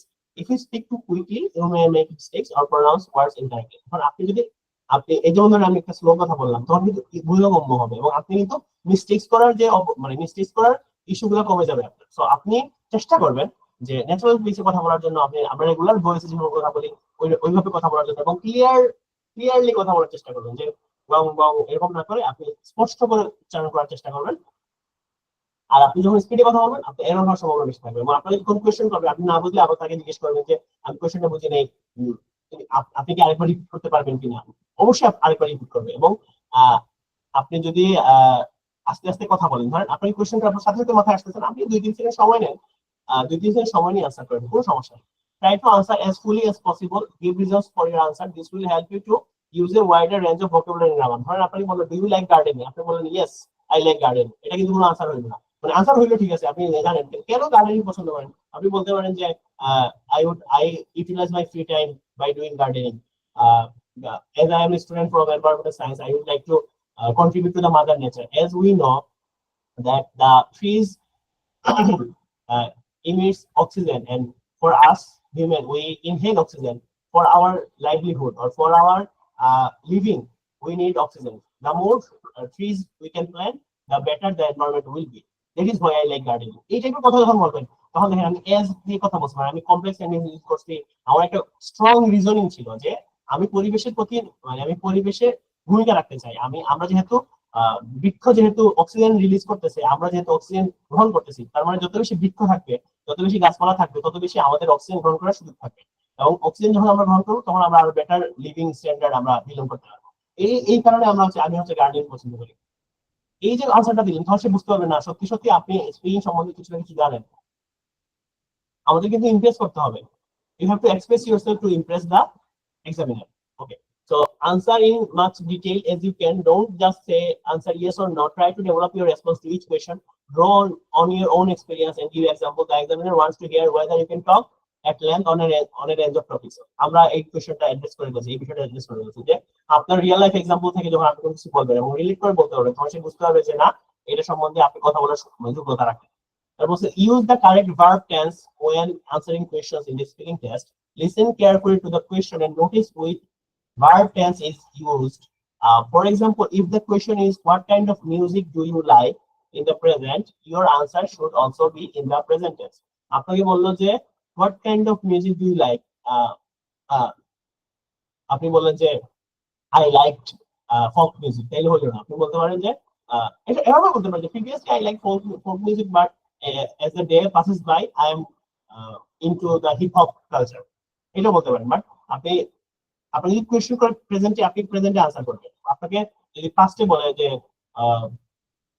when did you ever migrate from your home district, মানে আপনি কখন আপনার হোম ডিস্ট্রিক্টের বাইরে গেছেন কিনা, তখন আপনি যেহেতু এটা যদি বলেন যে yes I moved বলবেন, মুভ এজ ইন আপনি যেহেতু ডিড বলছে কোয়েশ্চেনটা পাস্ট ফর্মে বলছে, আপনি আনসার করবেন পাস্ট ফর্মে। যেমন I moved from Sylhet to Dhaka for pursuing my Bachelor of Environmental Science from Bangladesh University of Professionals. It was back in 2017, 8 years ago from now. Currently, I completed both of my honors and masters from the same university, and this is why I moved from my home country or hometown to the capital of Bangladesh. এই যে আমি answer দিলাম যে আমাকে বলছে যে আপনি কি আপনার হোম টাউন থেকে কখনো বাইরে গেছেন কিনা, আমি বললাম যে হ্যাঁ আমি আমার হোম কান্ট্রি থেকে আমি আমার হোম টাউন থেকে আমি ঢাকাতে আসছি। আমার হোম টাউন ছিল সিলেটে, আমি ঢাকাতে আসছি। আমি হচ্ছে ইউনিভার্সিটি থেকে অনার্স করার জন্য এবং বর্তমানে আমি অনার্স মাস্টার দুটোই কমপ্লিট করে ফেলছি এবং এটা ছিল 2017 সালে। আমি এটা আমার 8 বছর আগে। তো আমি পুরোপুরি একটা স্টোরি বলে দিলাম পাস্ট ফর্মে। আপনি যদি পাস্ট ফর্মে কোয়েশ্চেন করে পাস্ট ফর্মে বলেন। আপনি যদি বলে where do you want to see yourself after 5 years, তখন আপনাকে বলছে ভবিষ্যতের কথা, 5 বছর পরে আপনি নিজেকে কোথায় দেখতে চান। আপনি বলবেন যে I would like to see myself or I want to see myself. I want to see myself বা I would like to see myself as an entrepreneur. মানে আপনি ভবিষ্যৎ বলে ভবিষ্যতে অ্যাড্রেস করবেন। সো আমাদের হাতে সময় একদম কমে যাচ্ছে, স্টিল আমরা একটু সময় চেয়ে নিব আপনার থেকে। So practice the pronunciation of numbers to be sure that your meaning is clear. For example, many numbers can sound very similar when spoken. be sure to say them 30 13 30 13 মোটামুটি কাছাকাছি মনে হয় 40 14 50 15 আপনি স্পেলিং গুলা প্রনাউন্সিয়েশন গুলো স্পষ্ট করার চেষ্টা করবেন যাতে আপনি 30 বললে যাতে 30 মনে হয় 13 মনে না হয় it is better to use simple commonly used vocabulary and to use it correctly than to use advanced vocabulary that you are unsure about আমরা জানি যে ওয়াইড রেঞ্জ অফ ভোকাবুলারি আপনি ইউজ করলে মার্ক আছে কিন্তু যে ওয়ার্ড ভোকাবুলারি সব আপনি জানেন না আমরা কিন্তু কোহেরেন্স এন্ড কোহেশন বা আমরা ওই যে আপনি ফ্লুয়েন্সি এন্ড কোহেরেন্স মানে আপনি যেটা বলতেছেন ওটা কি ওই ওয়ার্ডটা কি ওই সেন্টেন্সের সাথে যাচ্ছে কিনা এখন আপনি হয়তো একটা কঠিন ওয়ার্ড জানেন আপনি ওই সেন্টেন্সের সাথে যাচ্ছে না স্টিল আপনি জোর করে ওই সেন্টেন্সের সাথে ওই ওয়ার্ডটা ঢুকায় দিলেন তখন কিন্তু আপনার আপনি কনফিউজ থাকবেন যে আসলে আদৌ কি এই ওয়ার্ডটা এই সেন্টেন্সের সাথে যাচ্ছে কিনা সো ডে টু ডে আপনি যে ইউজ করতেছেন ওয়ার্ড গুলো এই ওয়ার্ড গুলো ইউজ করতে পারেন কিন্তু আপনি বেটার স্কোর করতে চান আপনাকে একটু wide range of vocabulary use করতে হবে আমরা সাজেস্ট করি যে আপনি এটার জন্য কেমব্রিজের একটা ভোকাবুলারি বই আছে এটা দেখতে পারেন however to get a high score you must show you know how to use more advanced vocabulary so এই গেল আমাদের চারটা topic listening reading writing speaking এরপরে হচ্ছে আমরা একটু আগে বলছি যে জ্ঞান ঘরের আমাদের ফ্রি মক টেস্ট আপনি দিতে পারেন আমাদের এখানে লিসেনিং রিডিং রাইটিং স্পিকিং সবগুলো দিতে পারেন এবং আর রাইটিং এর স্পিকিং এর জন্য আমাদের হচ্ছে ফ্রি অনলাইন স্পিকিং ক্লাব হয় প্রতি শনি সোম বৃহস্পতিবার সন্ধ্যা 7:30 থেকে 8:30 পর্যন্ত আপনারা জয়েন করতে পারেন এবং কিভাবে জয়েন করবেন আমরা দেখাইছি এবং আমরা চ্যাট বক্সে এই এই স্পিকিং ক্লাব বা মক টেস্টের লিংকগুলো দেওয়া আছে ওকে আমাদের অলরেডি 10:32 হয়ে গেছে এখন আপনাদের একটু কোয়েশ্চেন আনসার থাকলে আমাদের কোয়েশ্চেন করেন আমরা হচ্ছে এতক্ষণ আপনাদের মাইক্রোফোনটা অফ করা ছিল আমরা মাইক্রোফোনটা অন করে দিব ইনশাআল্লাহ একটা মিনিট আমাদের একটা সময় দেন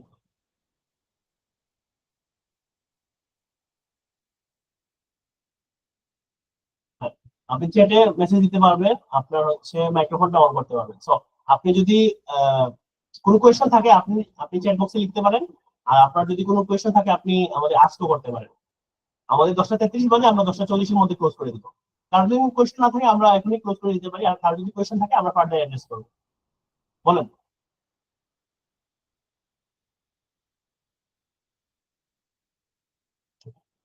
any questions from listening reading writing speaking কোনো ইস্যুস আপনাদের কোনো সমস্যা আছে কিনা বা কোনো সাজেশনস আমরা তো আপনাদের একটা বিষয়ে অ্যাড্রেস করে দিলাম যে স্পিকিং এর জন্য আশা করি কোনো প্রবলেম হবে না এখন থেকে যেহেতু সপ্তাহে 3 দিন আমরা আপনাদের 1 ঘন্টা করে কনসালটেন্সি করবো ইনশাআল্লাহ শনি সোম বৃহস্পতিবার 7:30 থেকে 8:30 এই টাইমে আমরা আপনাদেরকে রিয়েল টাইমে কনসালটেন্সি করার চেষ্টা করবো আপনারা যদি জয়েন করেন আর রাইটিং এর ক্ষেত্রে আমরা এই যে আমরা যে ক্লাসটা নিলাম গত পরশুদিন ওই ভিডিওটা আপনারা দেখতে পারেন এছাড়া আমাদের ইউটিউব চ্যানেলে রাইটিং এর উপর টাস্ক 2 এর রাইটিং ব্যান্ড স্কোর 7+ রাখার জন্য একটা সাজেশন আমরা আপনাদের ভাইয়া 7 ওভারঅল পাইতে কিভাবে কোন পাথে ফলো করব ওকে 7 ওভারঅল পাইতে গেলে হচ্ছে আপনি দুইটা মডিউলে 7 আর দুইটা মডিউলে 6.5 পাইলে আপনার 7 হচ্ছে এখন প্রথমত বলতে হবে যে আপনার আমরা যেটা বলতেছি যে লিসেনিং এন্ড রিডিং এ যেহেতু আপনার অ্যাবসলিউট মার্কিং আমরা চেষ্টা করব আউট অফ 40 35 পাওয়ার জন্য তো আমরা যদি লিসেনিং এন্ড রিডিং এ 8 পেয়ে যাই সেই ক্ষেত্রে আমরা যদি 7 করে স্পিকিং আর রাইটিং এ পাই বা 6.5 করে পাই তাও কিন্তু আমাদের 7 হয়ে যাচ্ছে যেহেতু আমরা বলতেছি 7 ইজ এ গুড ইউজার আমরা জানি যে 7 হচ্ছে গুড ইউজার 8 মনে ভেরি গুড ইউজার 9 মনে হচ্ছে পারফেক্ট ইউজার বা এক্সিলেন্ট ইউজার তো আমরা যদি গুড ইউজার হইতে চাই সেক্ষেত্রে আমাদের কিন্তু আমরা জানি যে লিসেনিং এর ক্ষেত্রে 31 বা 32টা হইলে আপনি কি পাচ্ছেন 7 পাচ্ছেন রিডিং এর ক্ষেত্রে 32টা কি 33টা হইলে আপনি 7 পাচ্ছেন আর স্পিকিং আর রাইটিং এর কিন্তু কিছু ক্রাইটেরিয়া আছে ওই ক্রাইটেরিয়ার উপর বেস করে আপনি কোন রাইটিং এর উপর 7 পাবেন ওটা কিন্তু বলা যাচ্ছে না এটা ডিপেন্ড করে অনেকটা রাইটিং ইমপ্রুভ করার জন্য শর্টকাট ওকে সরি আমরা একটু অ্যাডজাস্ট করে ফেলি 7 পাওয়ার জন্য সো 7 পাওয়ার জন্য আপনাকে একটু সময় দিতে হবে 7 কিন্তু একটু সময় দিতে হবে আপনি এক্সাম বুক করবেন কখন বা আপনার বর্তমান প্র্যাকটিস কেমন তার উপর ডিপেন্ড করবে যে আপনি 7 কি পাচ্ছেন কি পাচ্ছেন না এখন ধরেন আপনি কোনো একটা ডেডলাইন ধরার জন্য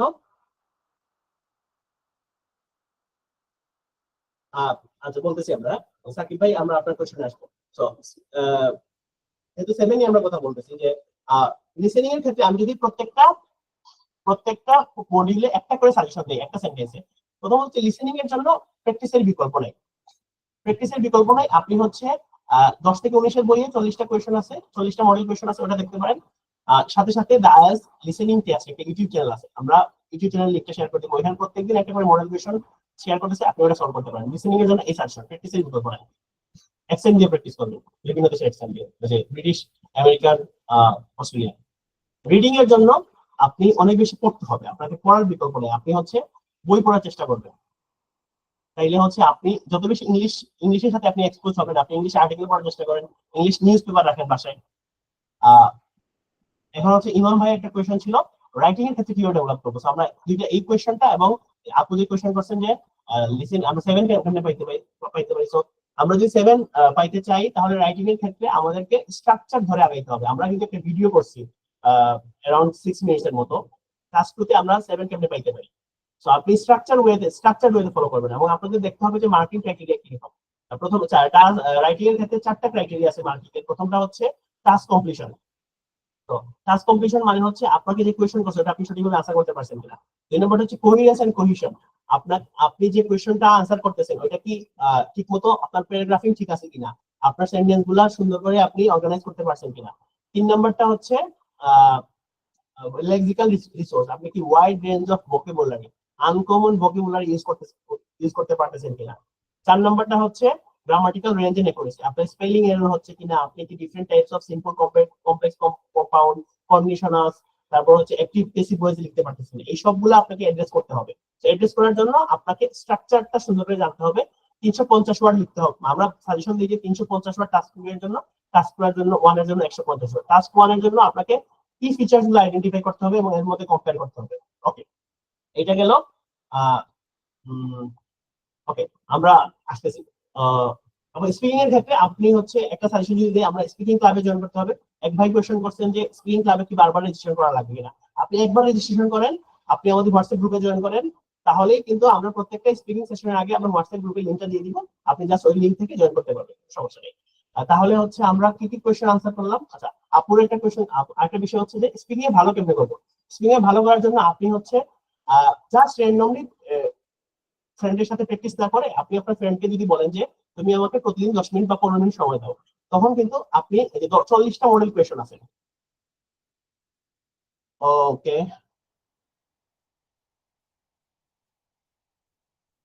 একটা মিনিট, আমার হচ্ছে ইলেকট্রিসিটিটা চলে গেছে, আমি হচ্ছে একটা মিনিট।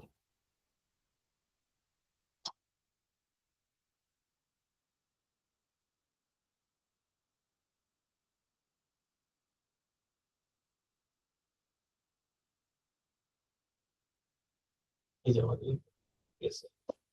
ওকে, আমার কথা কি শোনা যাচ্ছে? হ্যাঁ ঠিক জি জি আছে। শোনা যাচ্ছে। আমার ইলেকট্রিসিটি চলে গেছিল, এখন আবার জেনারেটর চলে আসছে। আমরা হচ্ছে অ্যাড্রেস করতেছিলাম যে 7 কেমনে পাবো। মোটামুটি আমরা হচ্ছে পুরো 6টা ক্লাসের সামারিটা আমরা কয়েকটা সেকশনে করতেছি। সো রিডিং এর স্পিকিং এর ক্ষেত্রে জাস্ট শুধু আমরা জানি যে একটা স্পিকিং বাড়ি পাইলে খুবই ভালো, কিন্তু স্পিকিং বাড়িকে আপনি বলবেন যে তাকে আপনি আইএলটিএস এর বইটা দিয়ে দিলেন, বা অনলাইনে যদি বসেন তাকে আপনি পিডিএফটা দিলেন আমাদের আইএলটিএস এর বইয়ের কেমব্রিজে, বললেন যে তুমি আমাকে 15 মিনিট সময় নিবা বা 10 মিনিট সময় নিবা, তুমি আমাকে কি করো, এই টাস্ক ওয়ানে যে কোশ্চেন গুলো আছে বা পার্ট 1 এই 4টা আমাকে কোশ্চেন গুলো আমি আনসার করি, আমাকে যে এই কিউ কার্ড আছে, কিউ কার্ডটা আমাকে 1 মিনিট সময় দাও, আমি প্রিপেয়ার করে 2 মিনিট কথা বলি, দেন এই কিউ কার্ডের এগেইনস্টে পার্ট 3 4টা কোশ্চেন আছে, এইভাবে। সো আপনি যদি এই কোশ্চেন টাইপ ধরে ধরে কোশ্চেন প্র্যাকটিস করেন, তখন কিন্তু আপনি বুঝতে পারবেন যে কিভাবে প্র্যাকটিস করতে হয়। এবং প্র্যাকটিস এবং কোনো কিছুরই একটাই, প্র্যাকটিসের কোনো বিকল্প নাই। আর অবশ্যই আপনি আমাদের স্পিকিং ক্লাবে জয়েন করবেন। সো আমরা প্রথমে বলছিলাম যে, আচ্ছা জিহান ভাই বলছেন, আমি আপু বলছি সরি। সো জিহান ভাই বলছিলেন যে 7 ওভারঅল কেমনে পাইতে হয়। উনি আরেকটা কোয়েশ্চেন করছেন যে ভাইয়া আমার স্পিকিং এন্ড রাইটিং এ ওভারঅল নাও 6 and 6.5 আছে, but listening and reading improve করা দরকার, এখন কিভাবে কি করব। আমরা যেটা বললাম, লিসেনিং এর ক্ষেত্রে আপনি ওই 40টা কোয়েশ্চেন সলভ করেন, রিডিং এর ক্ষেত্রে ওগুলো সলভ করেন, আর ডায়াস লিসেনিং টেস্ট এই বিষয়টা দেখেন, আর আমাদের হচ্ছে লিসেনিং এর ক্লাসটা আপনি দেখেন। আমাদের সাজেশন আছে, এই যে আইডিপি সাজেশনগুলো দেখেন, আমাদেরও কিছু সাজেশন দেওয়া আছে, কমন এরর যেগুলো আছে। যেহেতু আপনি 6% মানে কি, আপনি 27 থেকে 24 থেকে 26টা আপনার আনসার হচ্ছে, তার মানে আপনার তো 14 থেকে 15টা আনসার ভুল হচ্ছে। ডেফিনেটলি আপনার কোনো এরর আছে বলে তো ভুল হচ্ছে, এই এরর গুলো আইডেন্টিফাই করেন এবং কোন কোন কোয়েশ্চন টাইপে আপনার সমস্যা আছে। স্পিকিং এ, লিসেনিং এ 11টা টাইপের কোয়েশ্চন আছে, রিডিং এ 14টা টাইপের কোয়েশ্চন আছে। এই কোয়েশ্চন গুলো আপনি অ্যাড্রেস করে আপনি সলভ করেন। ওকে, সো আমরা হচ্ছে 7 ওভারঅল এর কোয়েশ্চনটা আনসার করলাম। ইমাম ভাইয়ের রাইটিং এ ইমপ্রুভ করার শর্টকাট টেকনিক আমরা বললাম যে স্ট্রাকচারটা খুব বেশি ইম্পর্টেন্ট। আমরা 5টা প্যারাগ্রাফে লিখবো, স্ট্রাকচারটা লিখবো, task 1 180 word, task 2 350 word. Registration কি বারবার করতে হবে স্প্রিং ক্লাবে? না, আমরা বলে রাখছি যে আপনি জাস্ট রেজিস্ট্রেশন করেন, আমরা হোয়াটসঅ্যাপ গ্রুপে আপনাকে অ্যাড করে দিব। হোয়াটসঅ্যাপ গ্রুপে অ্যাড করলে প্রতি শনি সোম এবং বৃহস্পতিবার 7:30টার আগে আমরা হোয়াটসঅ্যাপ গ্রুপে লিংক দিয়ে দিব। আপনি ওয়েবসাইটে গিয়েও আমাদের সেশনে জয়েন করতে পারেন। আপনি বারবার রেজিস্ট্রেশন করা লাগবে না। সো আমরা স্পিকিং 6 থেকে 6.5 এর ইস্যুটা বললাম। ক্লাস অডিও গুলা কি দিবেন? অডিও বলতে ভিডিও যেটা আমরা ক্লাস রেকর্ডিং কিন্তু ইউটিউবে আপলোড হয়ে গেছে, তো আপনি আমাদের ইউটিউব চ্যানেলে দেখলে বুঝতে পারবেন। ওকে, আমাদের 10:41 হয়েছে। আপনার যদি কোনো কোয়েশ্চেন না থাকে আপনাদের, আমরা তাহলে সেশনটা ক্লোজ করে দিব। আর যদি কোয়েশ্চেন থাকে আমরা আরো এখন 10:41, আমরা হচ্ছে আরো 30 সেকেন্ড সময় দেখবো। 30 সেকেন্ডের মধ্যে যদি কেউ কোয়েশ্চেন না করেন তাহলে আমরা সামারি আমরা ক্লোজ করে দিব। সো আমি যদি 10 সেকেন্ডে সামারি করি ক্লাসে, সেটা হচ্ছে প্র্যাকটিসের বিকল্প নেই। প্র্যাকটিস করতে থাকেন, ইনশাআল্লাহ হবে। এবং অবশ্যই সময় নেবেন। আপনি আপনি জানেন যে এখানে একটা কথা আছে যে আপনি যদি মডিউলের আপনি যদি 7 পান, মানে আপনি আপনার বর্তমান অবস্থা অনুযায়ী আপনি আইএলটিএস 7 পাবেন। সো 7 থেকে 8 এ গেলে মনে রাখবেন যে 200 ঘন্টা প্র্যাকটিস করার জন্য। সো প্র্যাকটিসের বিকল্প নেই। আচ্ছা, আমি জ্ঞানঘরের মার্জনকে বলবো, যেহেতু আমাদের এখন আর কেউ কোয়েশ্চেন করতেছে না, সো আমরা ক্লোজ করে দিতে পারি। আজকের সেশনটা খুবই ভালো ছিল এবং আপনাদের সবাইকে অনেক ধন্যবাদ। আপনারা আচ্ছা, আমি একটা মিনিট কথা বলে তারপর ক্লোজ করতেছি। হ্যাঁ, জ্ঞানঘরের মার্জনকে একটু বলি। সো আমরা সবাইকে একটু অনেক ধন্যবাদ জানাচ্ছি। সো আমরা আপনাদের প্রতি কৃতজ্ঞতা প্রকাশ করছি। আপনারা 6 দিন আপনাদের অন্যান্য কাজ ছেড়ে আমাদের ফ্রি সেশনে জয়েন করছেন। সো 6 ডেজে আমরা অ্যারাউন্ড 9 আওয়ার্স এর মতো সার্ভিস দেওয়ার চেষ্টা করছি। স্টিল আমরা আরো অনেক ভিডিও দিব। আমরা রিডিং পার্টের ব্যাপারে বলছিলাম যে রিডিং এ আমরা আরো কিছু ভিডিও শেয়ার করবো আপনাদের সাথে। প্রত্যেকটা কোয়েশ্চেন টাইপ ধরে ধরে আমরা আগানোর চেষ্টা করবো ইনশাআল্লাহ। এবং আমাদের সামনে আমরা হচ্ছে অ্যারাউন্ড 30 ক্লাসের আমরা একটা ব্যাচ চালু করবো ইনশাআল্লাহ ঈদের পর থেকে। আপনারা এখানে জয়েন করতে পারেন ইনশাআল্লাহ। আমরা চেষ্টা করবো যাতে আমাদের যারা স্টুডেন্ট আছে আমরা লিসেনিং এবং রিডিং এ 35 প্লাস, স্পিকিং এন্ড রাইটিং এ আমরা 7 প্লাস করার চেষ্টা করবো ইনশাআল্লাহ। সো আপনারা আমাদের সাথে থাকেন, আমাদের ফ্রি স্পিকিং ক্লাবে জয়েন করেন, আমাদের মক টেস্টে ফ্রি মক টেস্ট জয়েন করেন, পেইড মক টেস্ট দেন। এবং আমরা আপনারা যে কোনো সময় আমাদের রিচ করতে পারেন, আমাদের গ্রুপে মেসেজ দিতে পারেন, আমাদের হোয়াটসঅ্যাপ গ্রুপে মেসেজ দিতে পারেন, আমাদের ফেসবুক গ্রুপে কথা বলতে পারেন। আমরা সবসময় আপনাদের রিচ আউট করার চেষ্টা করবো ইনশাআল্লাহ। সো আমার মনে হয় আমরা আজকে সেশনটা শেষ করে দিই। ইনশাআল্লাহ সবার সাথে দেখা হবে ঈদের পরে আবারও। আর আমাদের স্পিকিং সেশনগুলোতে আপনাদের সাথে দেখা হবে। সবাই ভালো থাকবেন ইনশাআল্লাহ। আসসালামু আলাইকুম। সবাই ক্যান্ডিডেট লিংক দিতে পারেন, কোনো সমস্যা নেই। আমরা ক্লোজ করে দিই। আসসালামু আলাইকুম। জ্ঞানগড় থেকে আমরা কিছু কথা বলবো আর কি অবশ্যই স্টুডেন্টদের সাথে। প্রথমেই 6 দিনের যে কোর্স নিয়েছেন তামিদ স্যার, স্যারকে আমরা একটু থ্যাংক ইউ জানাবো আর কি কমেন্ট বক্সে যদি সম্ভব হয়। আচ্ছা, স্যার যেহেতু বিজি, তাহলে স্যার চাইলে লিভ নিতে পারেন আর কি। না, সমস্যা নেই, আমি আছি। আচ্ছা,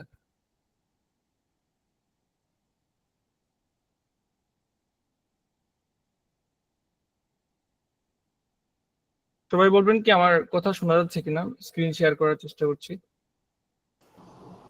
সাউন্ড ক্লিয়ার আছে? Yes. আচ্ছা, আমাকে মনে পিন করে দেওয়া আছে। আমাকে পিনটা সরাই দিলে মনে স্ক্রিনটা আরো বেটার করে দেখাবো না। আচ্ছা, ঠিক আছে।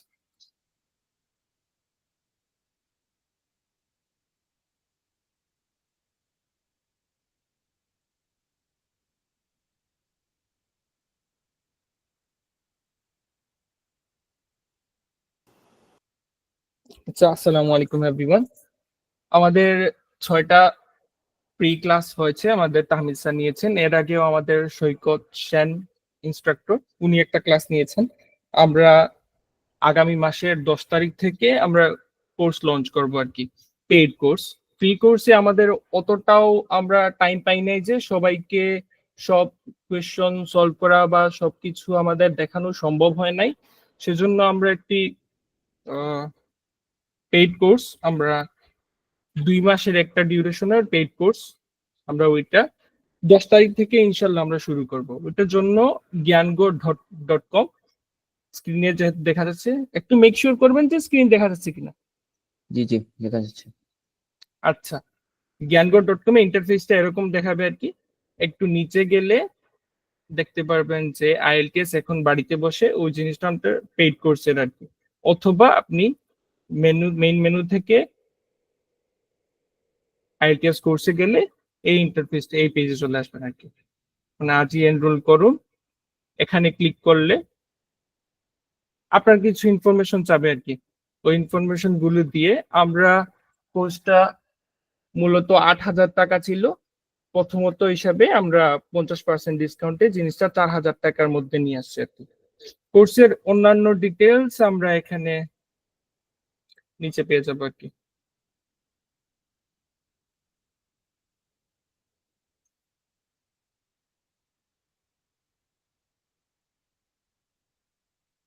ফিল আপ করে আমরা জিনিসটা প্লেস অর্ডার করলে আমরা জিনিসটা পেয়ে যাবো। এর আগে যদি কোনো ইনফরমেশন আপনাদের দরকার হয় তাহলে আমাদের ফেসবুক আছে, আমাদের ফেসবুক গিয়ে আমরা হেল্পলাইনে আমরা কন্ট্যাক্ট করতে পারবো আর কি।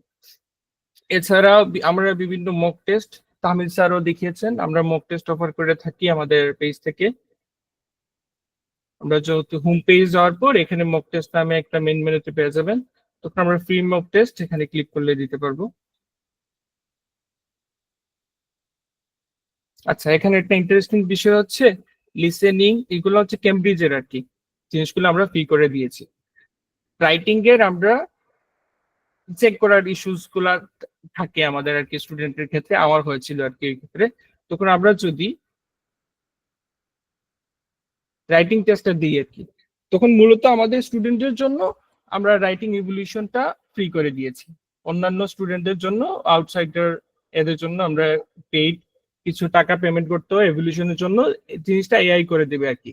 যদি আপনারা চান আমাদের ইনস্ট্রাক্টররা আপনাদের রাইটিংটা দেখে ফিডব্যাক দিন, সেই জিনিসটা আপনারা করতে পারবেন, আমাদের সাপোর্টে আপনারা যোগাযোগ করতে পারবেন। আপাতত স্পিকিং এর ক্ষেত্রে ইভলিউশনটা নাই এআই এর। আমরা সামনে চেষ্টা করছি যে জুম কলের মাধ্যমে আপনাদের স্পিকিং টেস্টটা নিয়ে ফিডব্যাক দেওয়ার জন্য আর কি।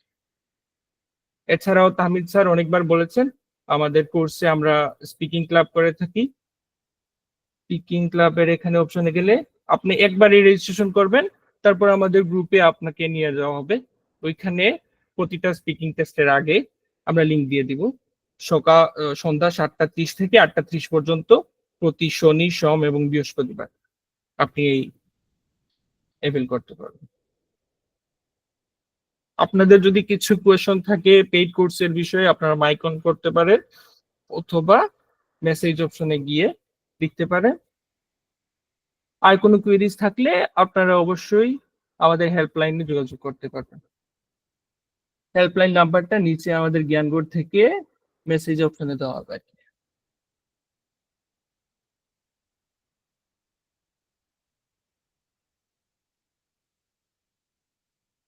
যদি কোনো কোয়েশন না থাকে আজকে আমরা অফ করে দিচ্ছি আর কি। Thank you everyone.